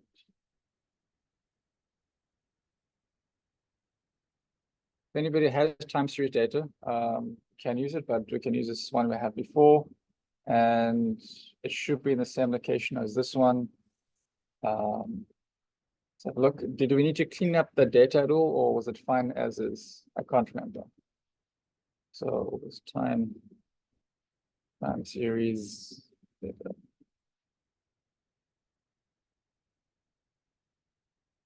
Yeah, and we shouldn't really use the word file because the data is actually stored as a data frame. So I'm going to change this from file to DF. Sorry, from DF. It's a better way to define the data you're working with as a data frame. Let's have a look. Okay, this is not useful. How do I get rid of this redundant column over here, unnamed? How do I get rid of that column? It's a redundant column. How do I get rid of it? How do I get rid of that redundant column?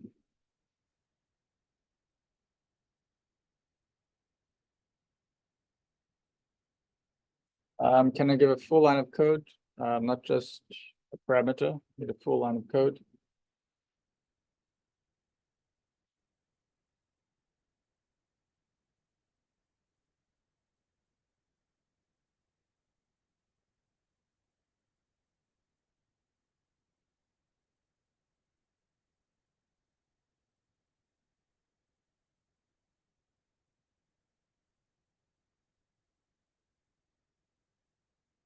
Okay, so there we go. So a parameter to get rid of that column, column equals 0. In this column 0, and then I have that column is gone. Okay, cool. So that works fine. Now, whenever we work with dates, obviously, as I said, we have to just double check the format that it's been read in, and most likely we assuming that it's going to be read in as a string because it has numbers and symbols in this case. So let's just double check. What does it say? Print df.info. Just confirm. Yeah, so date is an object, so we can't actually use it at all, to be honest, because it just thinks it's text. We have to convert it to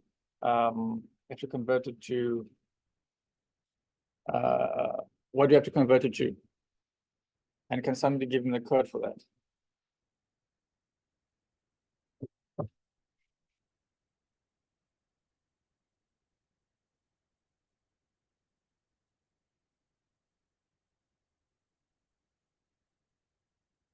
Okay, thanks, Emeka. So this should work.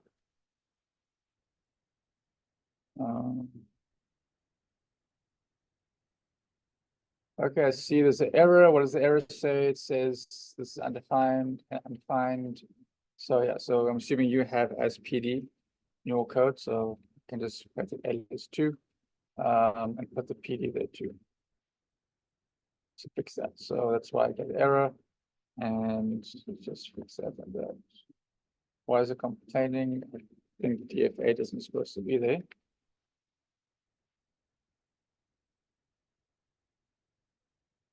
Yes, so date time is correct, and there we have it.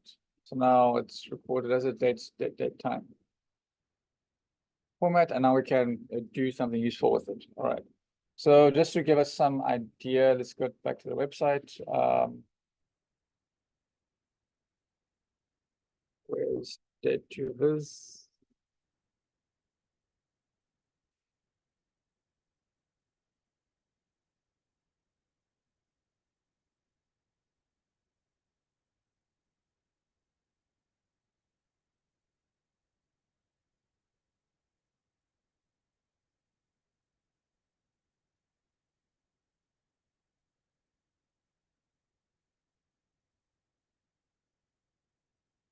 So what is the first thing you think we should plot? What's this data? What is the first thing that we should plot?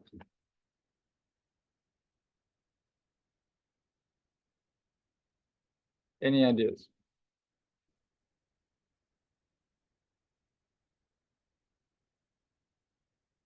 Sorry? A line plot. Okay, can you give me the code for that line plot?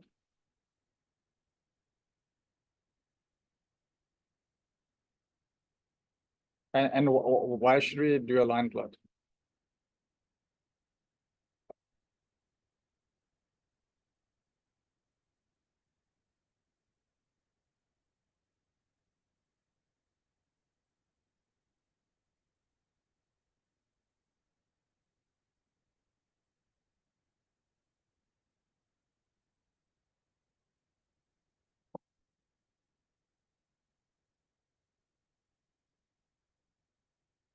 So what does a line plot give us? Did anybody give me a line code yet? Oh, not yet. A line graph. Okay, data on x-axis.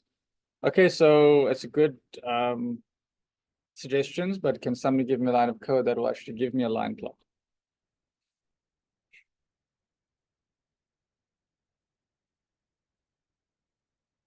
Okay, so that's an interesting option, Clay. And I'm assuming we will get there's a problem with this without even plotting it. Not really a problem, but it's missing valuable information. So let's plot it and see. Okay, so we can see temperature over a certain index. But is it useful, Clay? Not really, because it's lacking the date data or time date data that we want to also use so we can filter it, right? So we can obviously see the trend for that, but obviously, as I said, there's Suleiman gave the example there. We should add date as well. We run it, and what do we see? We get the data on the x-axis and the temperature on the y-axis. So is anything useful that anybody can gather from this?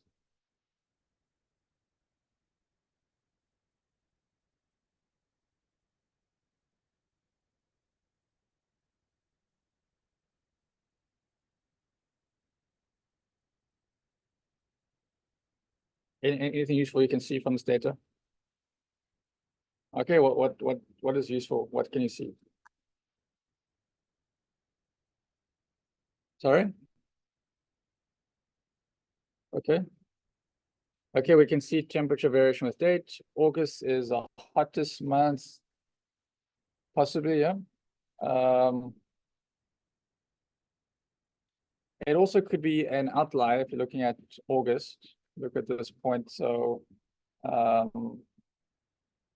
the nicest thing with Plotly is you can zoom in here as well with Matplotlib, but it's not as nice as Plotly. So you can see that point there, about 44 degrees, actually the end of July.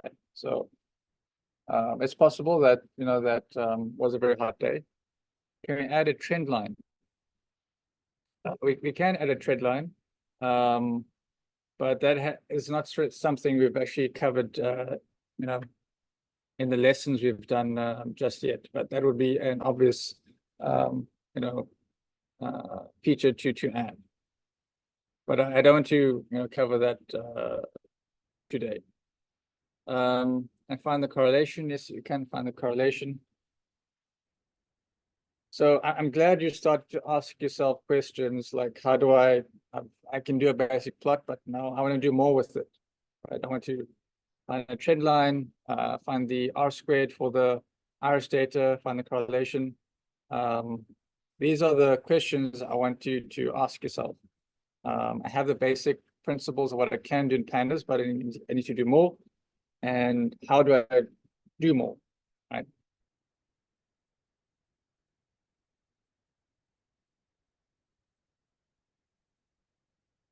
Okay, so we have another plot over there.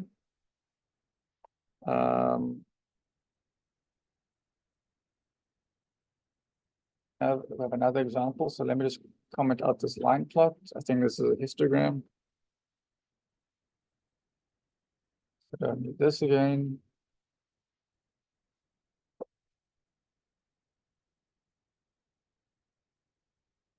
Okay, this is quite useful. What can we assess from this distribution? What can we assess from this?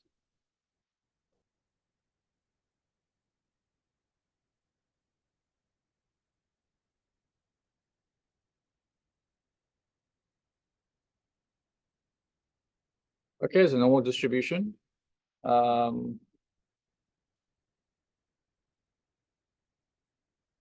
Okay. It's not skewed or anything. It's pretty normal. So we can obviously see the range of data that we're working with and how it's distributed. So again, this is a useful plot to also have a look at. Is there any other plots that anybody can think of that would be useful to analyze?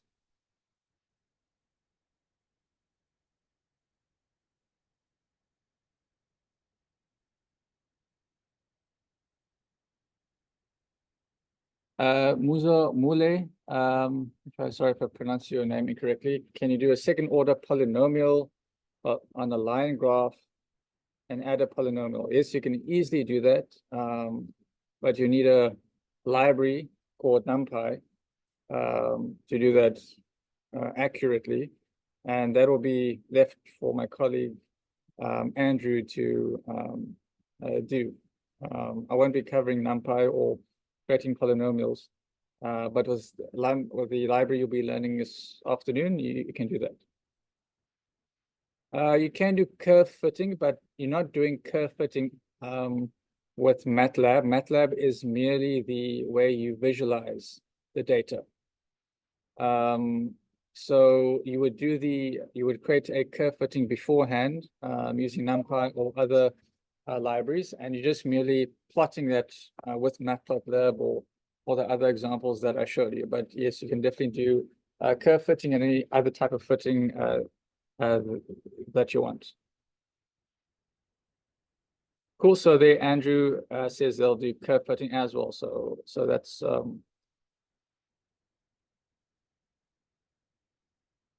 that is something you will see.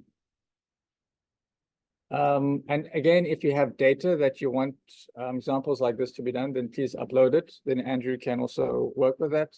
Or if you have any graphs and things you want to show, I can show here, then you can do that too. Here's the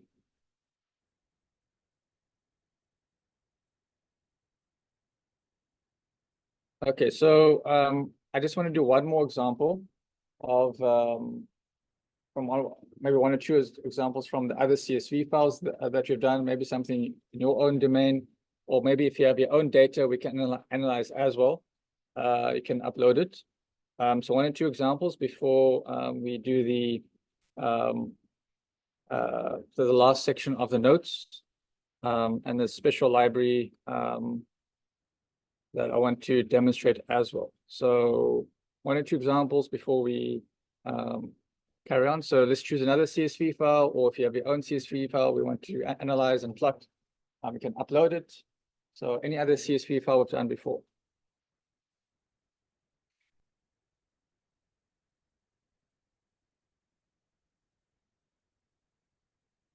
Let's see what this is.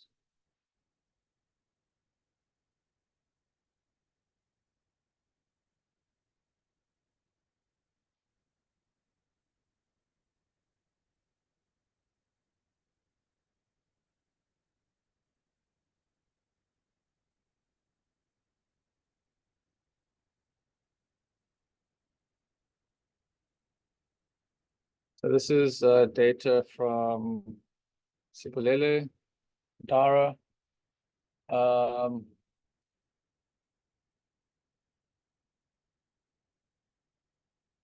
So you're gonna have to give me labels for this as well to make it meaningful. But we can try this out if you want. Yeah, you need to give me column names for that. But we can briefly try it out if you know,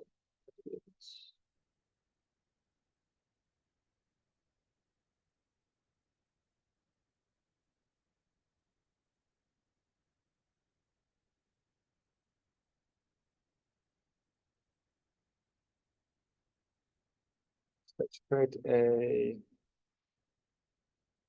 show a folder. Let's create a new folder in our directory for chat files. And we have two examples so far. The one is over here. Then we have another Excel file as well.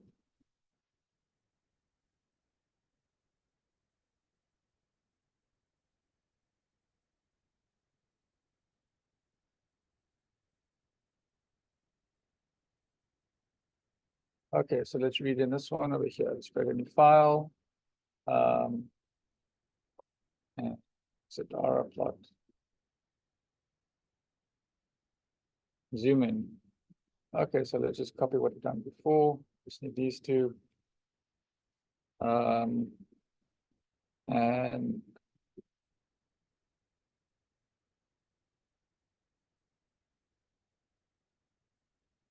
I have a folder called chat files. This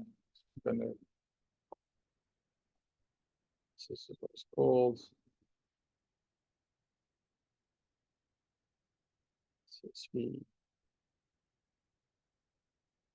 Okay, I do need header files for this because it doesn't have any.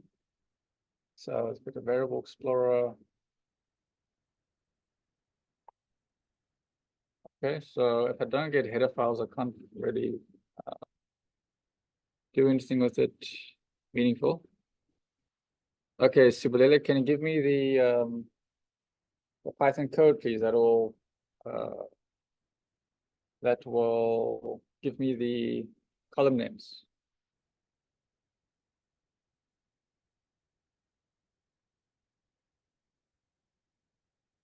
Can you give me the line of code?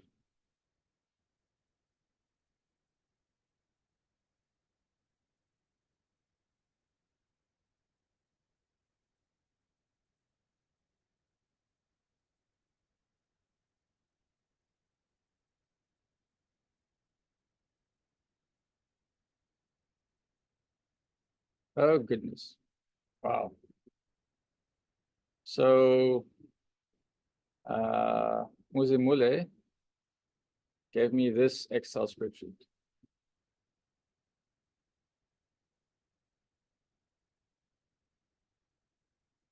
Looks very nice. But your plots here everywhere. Different sizes. Again, so this is an example of using an Excel spreadsheet as a notebook. Now, do you think you could read this data into any program or analyze it like any statistics program, this spreadsheet itself? Or why is this spreadsheet a problem in terms of reading it in with Python or trying to do analytics on it?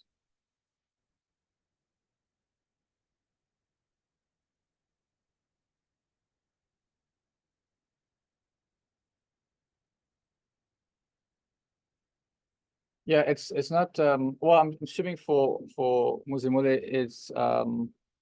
it is structured in terms of how he understands it. But again, if you want to try to work more effectively, you would want to split up all these tables in separately, not have them all bunched into one. Right. So that'll allow you to be more efficient when how you look for insights and plotting. And I'm assuming all these plots you have to do manually. And I'm assuming you can't remember how you plotted it and all the color formats and everything else. This was all a manual process that you've done. And the other thing is, if you look at the other comment was obviously the column number of columns are different between them. Again, so this kind of spreadsheet is used more for like a notebook case, not really to process or read in and access it.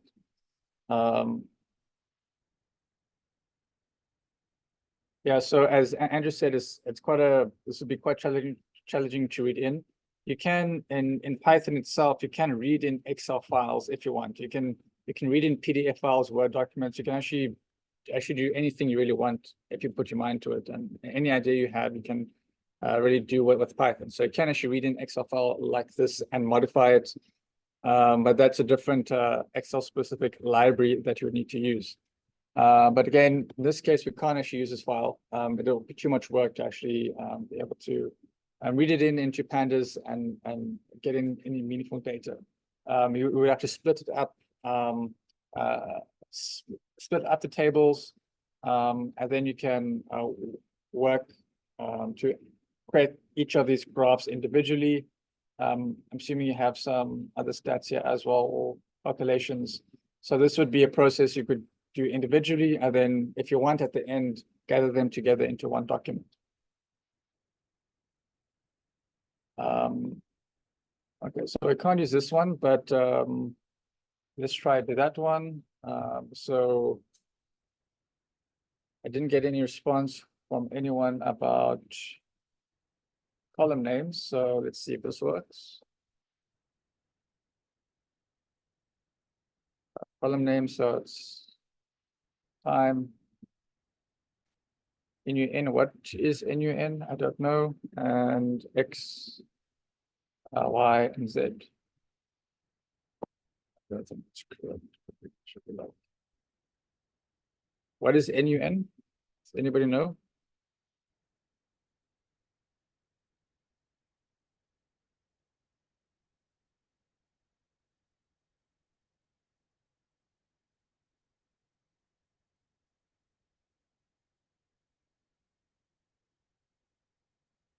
So let's try and see if that works. There you go. It's a lot better. So we have that. Okay, so oh, but there's a problem. Our index column has become time. And so how do I fix that? I'm assuming you don't want that, right? You would want it as an extra column on its side. Or there is time there already. If you read it in.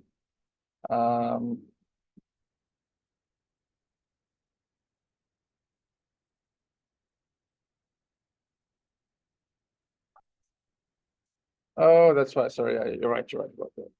That's right. Split it up. See what happens now. Okay, there we go. All right, so this looks a bit better. So this is something we can maybe use. So this again looks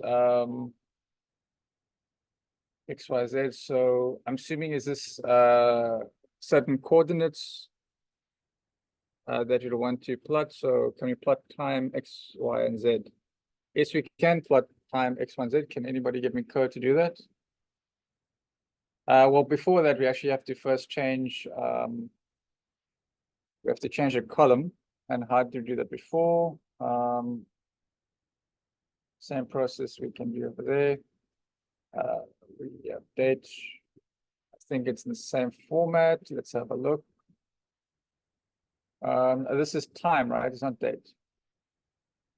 Yeah, it is time. So I think time would be, I don't know what time is.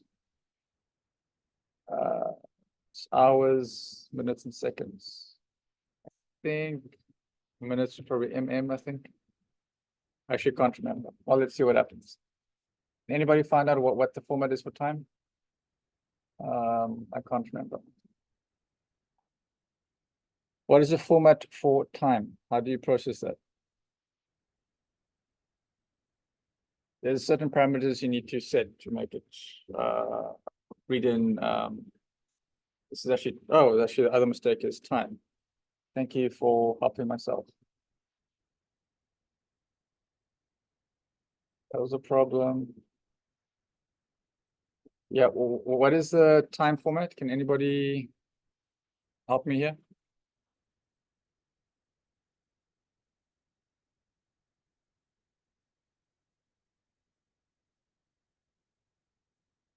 I need to read in time.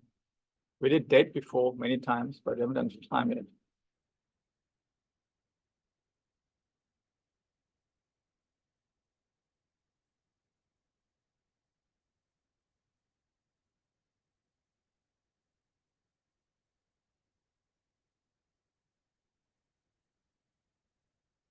So capital HM is so all caps. Okay.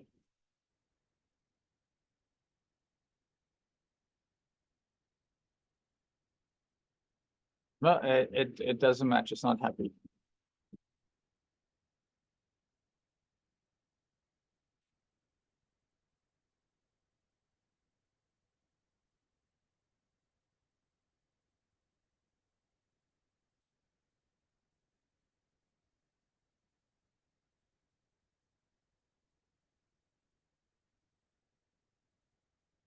I'll just ignore the format. Okay, well, let's see if we just ignore it.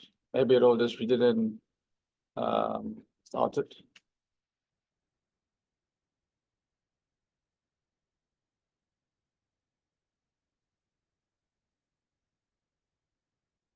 And so look. Okay, but now it added the date as well for me.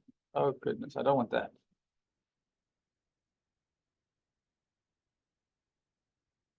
Added a date too.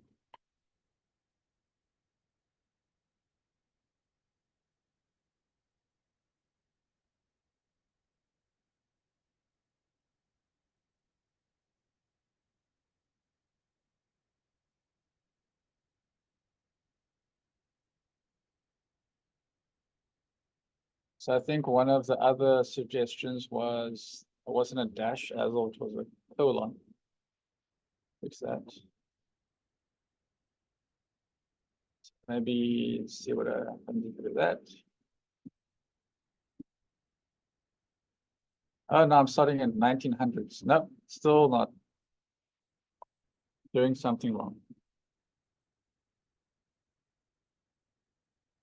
Yeah, Felicity, but I don't want year, month, and date, right? I'm assuming we only want to look at the time, which is looks like about 24 hours. So we don't really want day. So maybe I just mess with us. So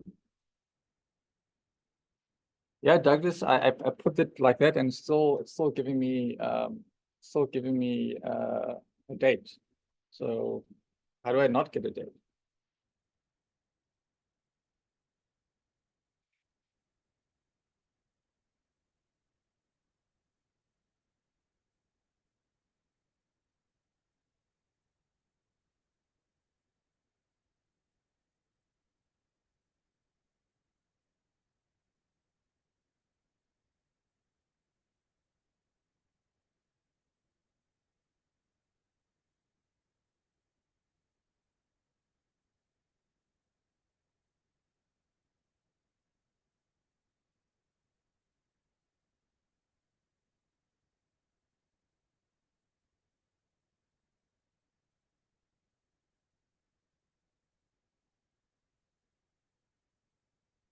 Any suggestions? How do I fix that?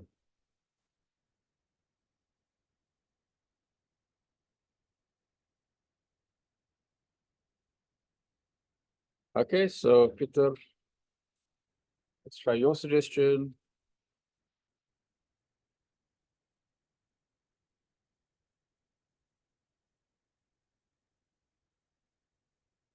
There we go. Much better.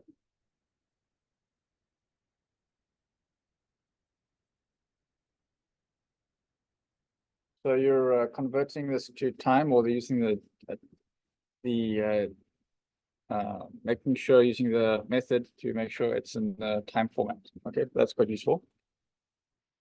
And then what's next, right? So we have the data, so how do we now plot? I think the question was, how do we plot time X versus Z, X, Y, and Z?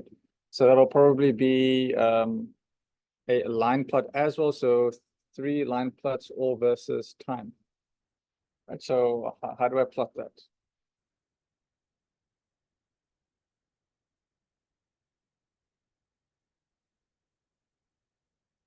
So now we have 3 line plots.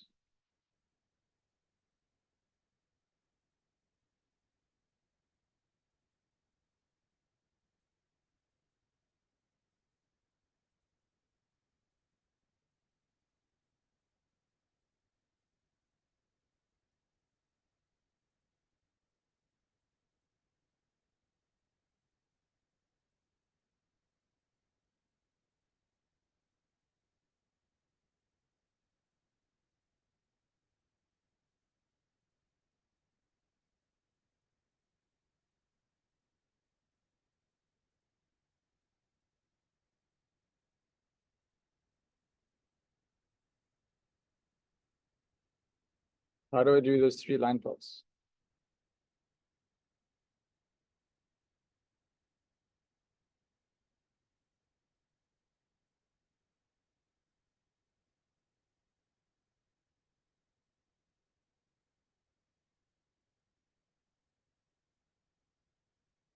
Okay, let's start it off. We have matplotlib, so we can do plt.plot. So we have data frame, let's access time.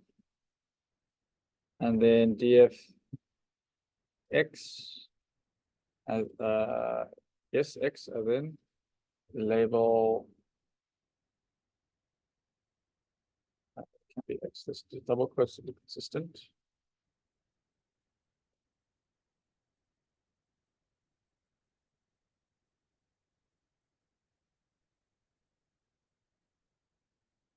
Okay, so let's have a look here. Plot dot show. Let's see what just one of these looks like.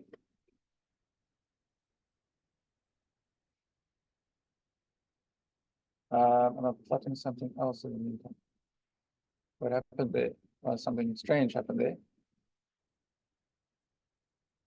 Interesting. Maybe somebody can explain that. But let's do Y and Z. Y and Z.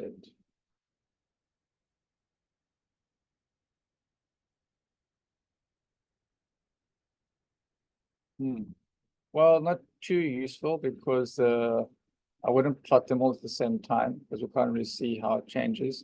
Why do you think this line is here? This isn't like correct data. It's probably something's distorted. So I wouldn't plot Q plus like that, but maybe something like a subplot.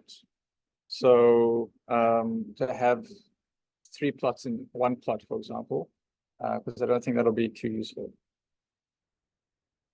Okay, we actually had another example.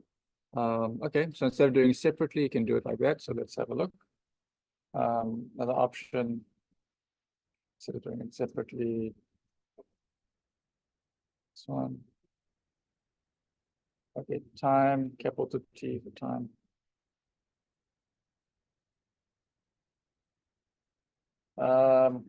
Well, that didn't work. Not happy about that.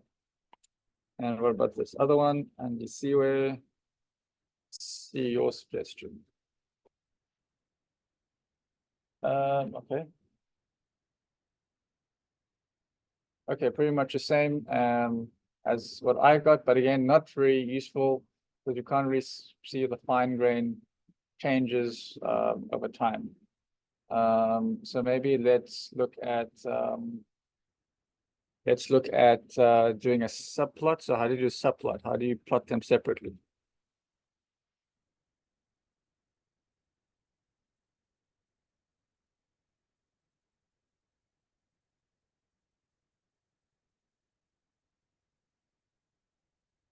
So why isn't it useful to plot all 3 of these on the same plot? Why isn't it useful? Or is it useful?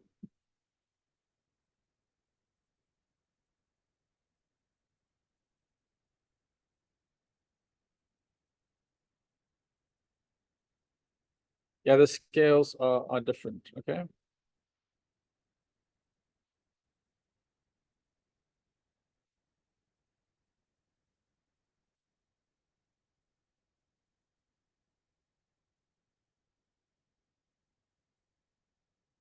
Yeah, they're in the same range. The y-axis are different.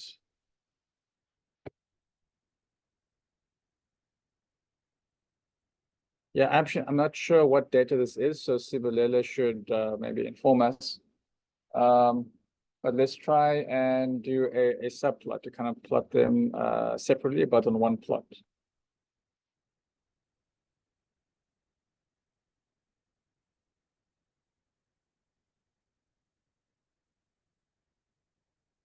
That was not the same.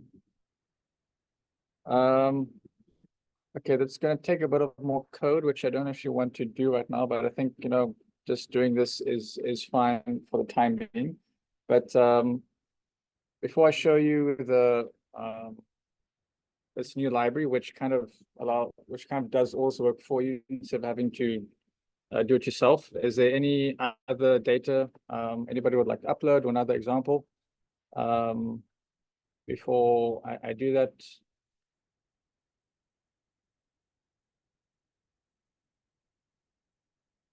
Geometric properties for activities. So look.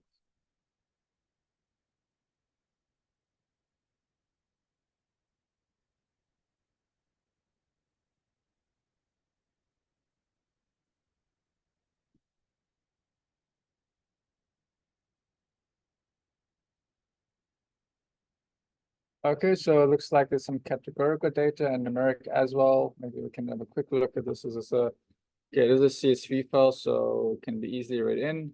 It doesn't look like there's anything we need to do here. So let's create another file and save it. What was it file called again? CSD data. Let me see. CSD data.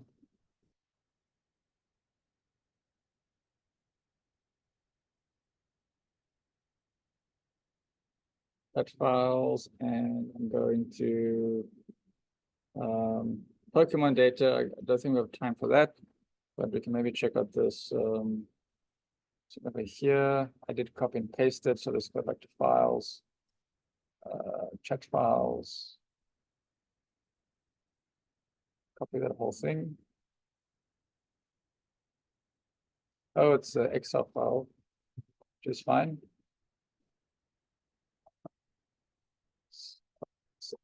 Or was it Excel? Can't remember. That's Excel.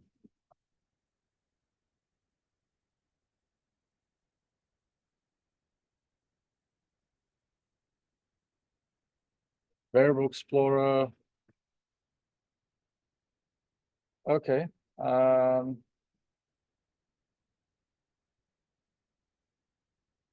Okay, so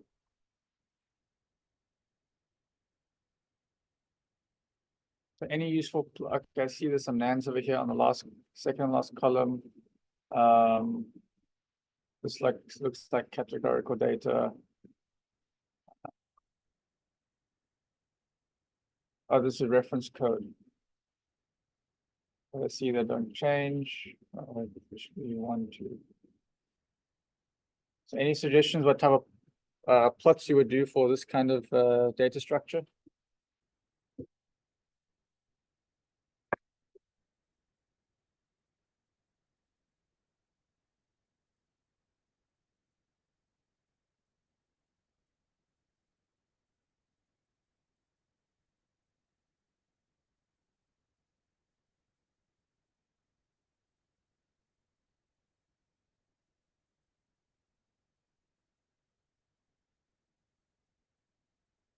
So it's obviously useful to know what the data actually does before blindly trying to plot something.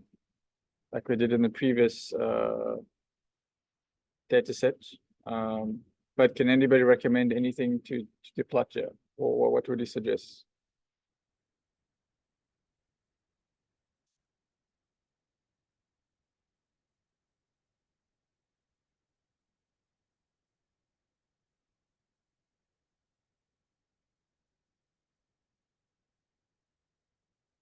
Well, let's ask the person that uploaded it. Adeshina John, what would you like to plot? You uploaded it, so what would you like to plot? You should know the data better than us, so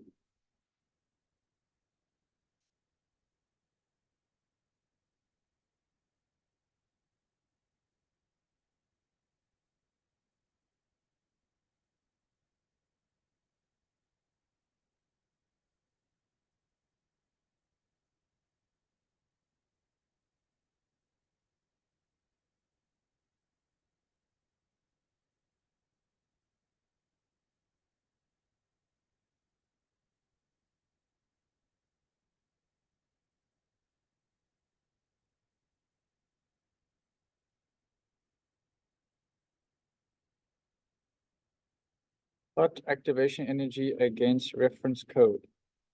So do you want a scatter plot? Is that what you want, or a line plot? Or what would you suggest? Activation energy,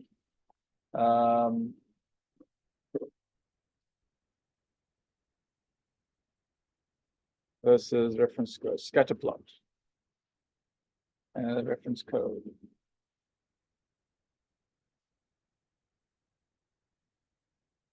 Okay, so how do we do, okay, we'll just do one plot because I still want to show you the other, where's our scatter plot? We have scatter plot over here.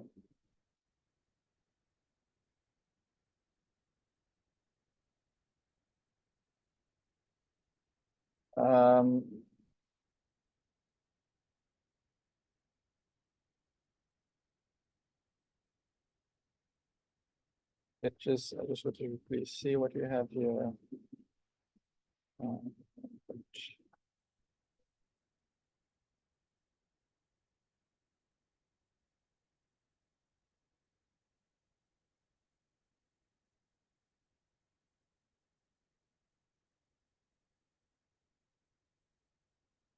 Activation code, you want this one versus reference code. Is that what you're saying? Okay, we can give it a bash.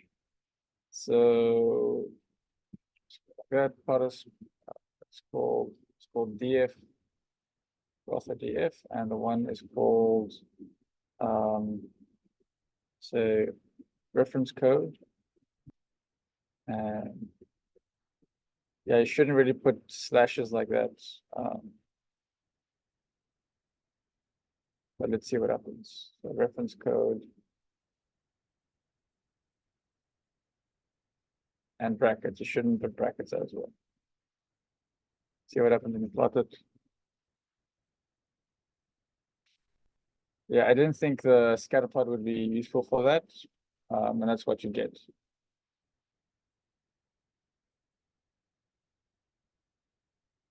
Because it seems that this, I mean, this is all sequential data, so it doesn't really make, it's like an index that you have. So a scatter plot doesn't really make sense. I don't think in this case. But okay, that's all I'm going to do for this example. And you can play around with your own plots and making it your own data. Now the last example, or the last presentation I'm going to do is just going over a summary of the notes that we had, and then doing a overview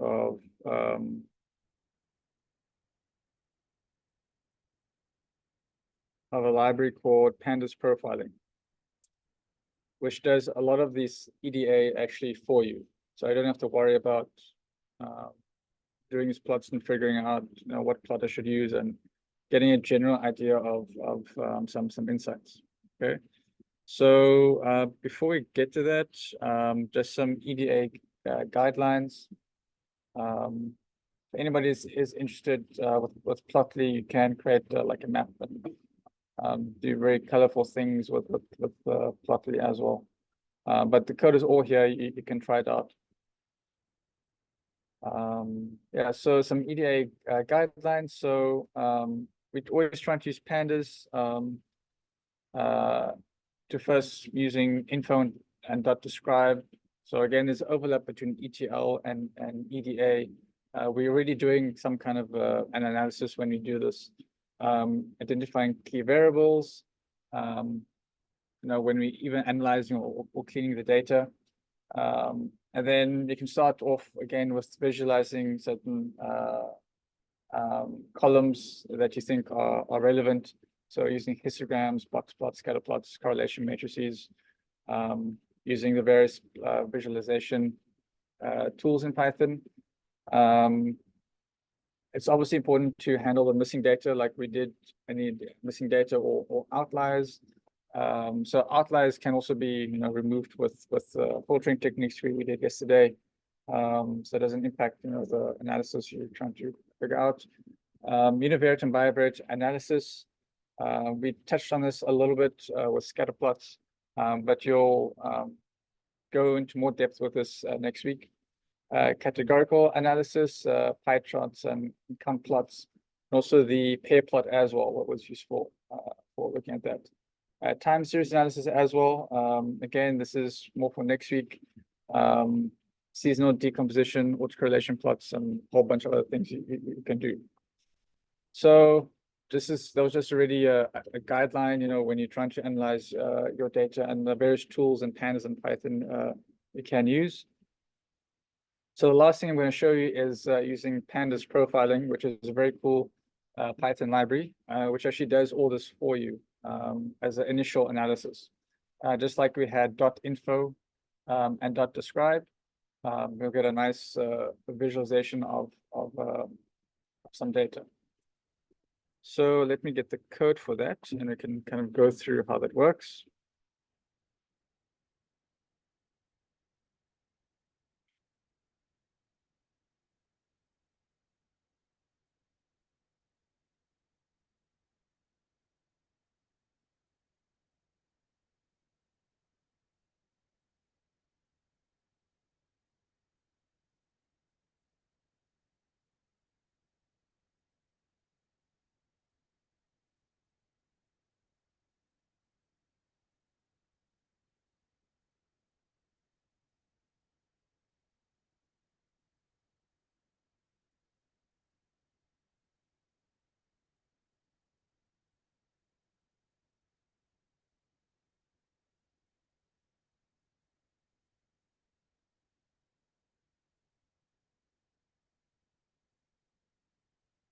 Okay, so it's going to be,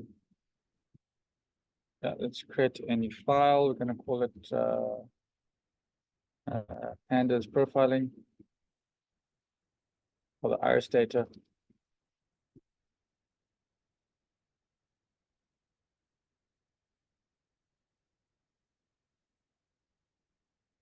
And we don't have iris data here. Where did we get it from before? I think we use an absolute path for that.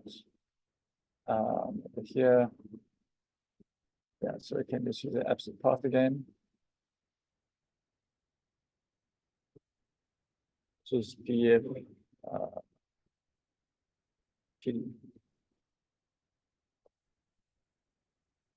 So this will again, just like with Plotly, create a HTML file, so it can open up this in your browser and interact with the data. Let's see what happens if we run it.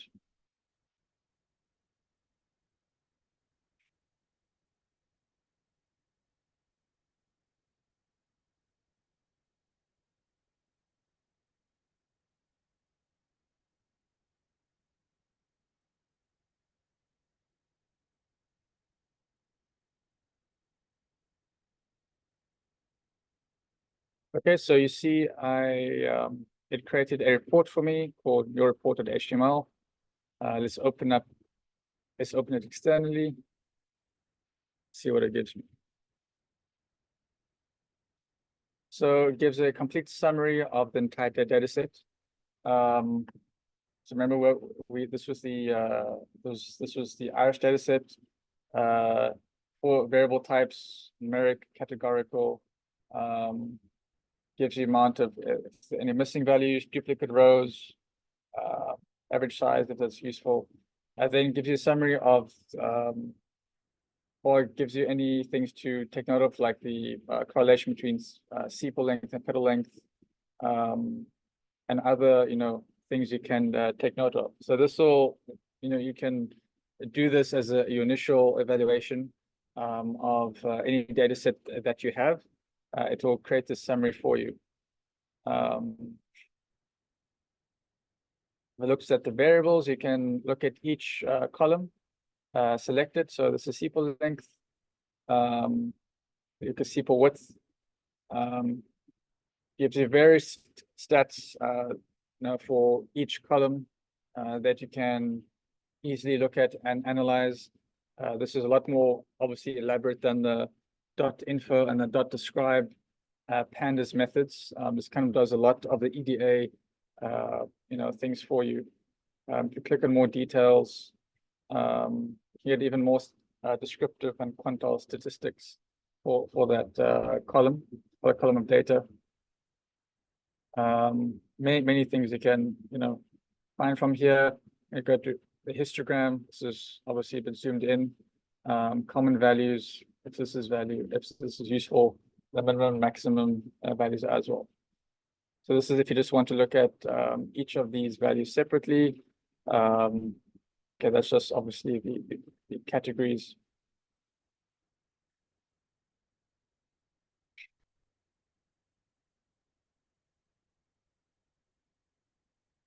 All right, so the interactions, which is also very handy. So this is, you can choose, let me zoom out a little bit so you can see. So it does a scatter plot for you. So sepal versus petal length. Obviously, this isn't useful. Sepal length, sepal width, petal length. I'm not sure if you remember, this is when you did that pair plot. This is something similar that we saw. And you can compare. Obviously, petal width and petal width, there should be a linear relationship because you're comparing the same columns to each other. So yes, very useful when you just have data, doing quick analysis. This library does it all for you. In terms of correlations, if you want to work with a table format, you can, but also a heat map. So obviously this diagonal is just comparing. The dark blue would mean a correlation of 1, which just means it's comparing itself to sepal length and sepal length. But you look for other values. So maybe you can use obviously heat map, but you can also maybe look at the table and look at the various correlations if you can find. So anything numbers closer to 1 or closer to -1 will give you an idea of the correlation. If, for example, you have categorical data. Okay, and this tells you if there's any missing values. Here in this case, we don't have any, and this is a sample of the data. First rows and last rows, any duplicate rows. So there were 2 duplicate rows in this data set. So again, this is very handy to use on your when looking at data to do your own EDA. I don't have to do all the legwork of figuring out like what type of plots to use. It does a various numerical analysis on the various columns and everything else on the plot. So I find it quite handy. Does anybody else agree if it's handy or not? So this is not actually installed by default in pandas. If you just take this if you just copy and, or if you type this out, you say, in your, if you just type this out from my data, I'll actually just put in the chat. If you just try and copy and paste this line, and put it in your console, and if you do that, if you get any error, you know that it's not in your library. So it's not installed. So I'll show you how to actually install it. So if you just input that in Anaconda, see if it is installed or not. Oh, and most importantly, do you think this is useful?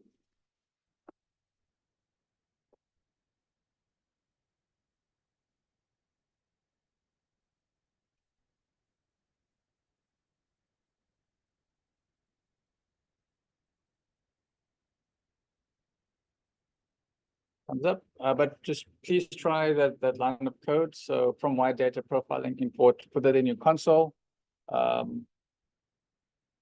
If you get any errors, you know it's uninstalled. Has anybody tried that here?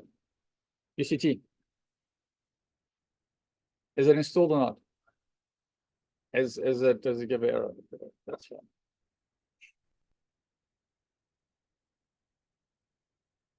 Okay, all right. So which is to be expected? Yeah. Thank you. We get the idea. If this is uninstalled. So how do you actually install a library? So let me just go to my instructions here. Just give me a moment.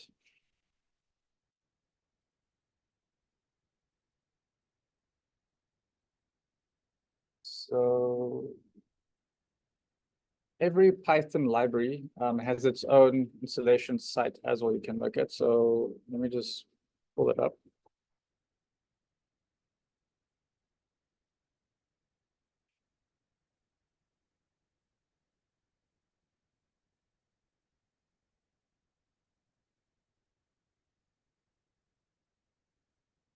Yes, this is actually the site for that library. So out of interest, if you just want to read through it. But now how to install it so you can also use it. Okay, so just give me a moment.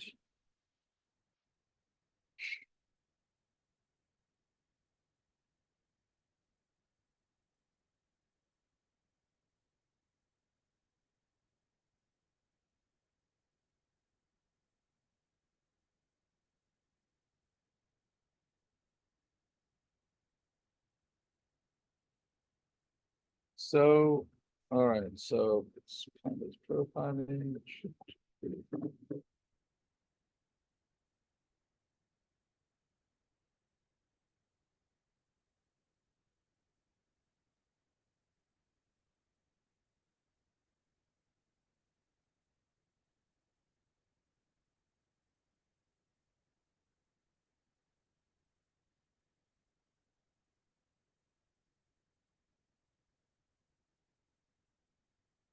So in the documentation itself, it tells you what to do. Getting started, you would say pip install -UI data profiler. And for those that have no idea what that means, you don't have to worry about it. This is just a way to install other libraries that aren't natively in Python. So how to do that, how to install it. If you go to your bottom of your screen over here, oh, mine pops up over there. So if you just type in Anaconda prompt, if you just type in Anaconda itself, it should pop up with a prompt. It should, like, if you type in Ana, it should pop up Anaconda prompt, something like that.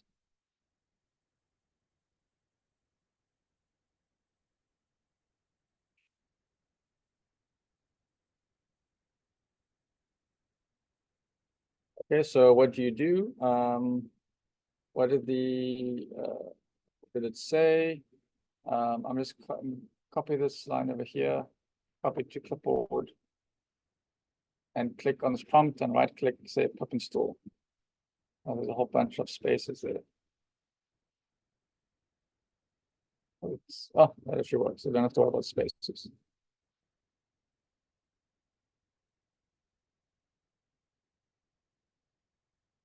And that's pretty much it. You just input that line, that pip install line, and say enter.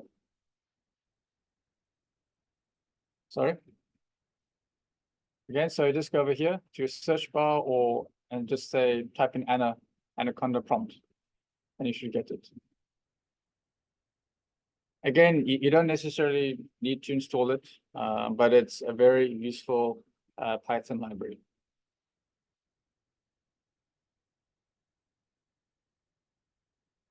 Yeah, and just put Anaconda prompt in.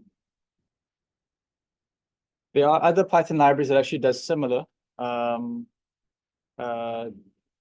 does similar things that to this as well. Pandas profiling isn't the only one. Luke asked, what is Anaconda prompt?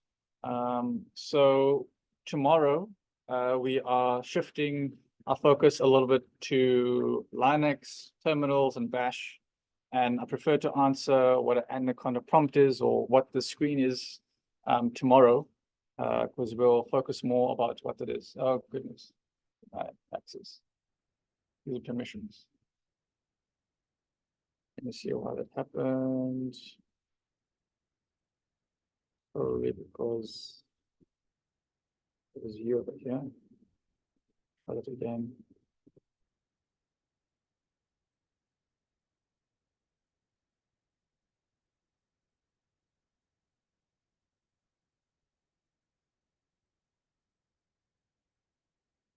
Again, you don't need to install this. It's something optional. If you want to try it out, you can.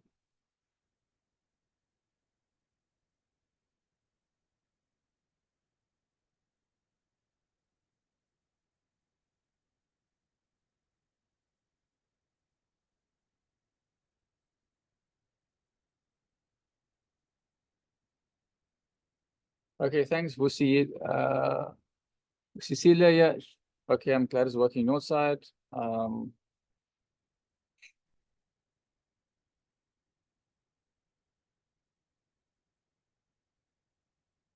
Okay, so it seems that is working, which is good to know. Mine is also working.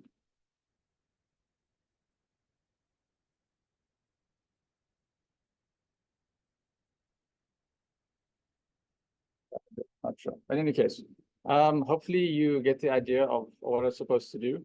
And again, there are other libraries, we can discuss it a bit later on, but it's very handy. That's actually all I wanted to present for today. So if there are any other questions, you're more than welcome to put in the chat and try and answer it. Otherwise, you're going to have an extended lunch break. And then we're going to have the second part of Dr. Kim Martin's talk on research software engineering at 1:45 again. And then Dr. Andrew Gill will carry on from 2 o'clock. He'll be focusing on NumPy libraries.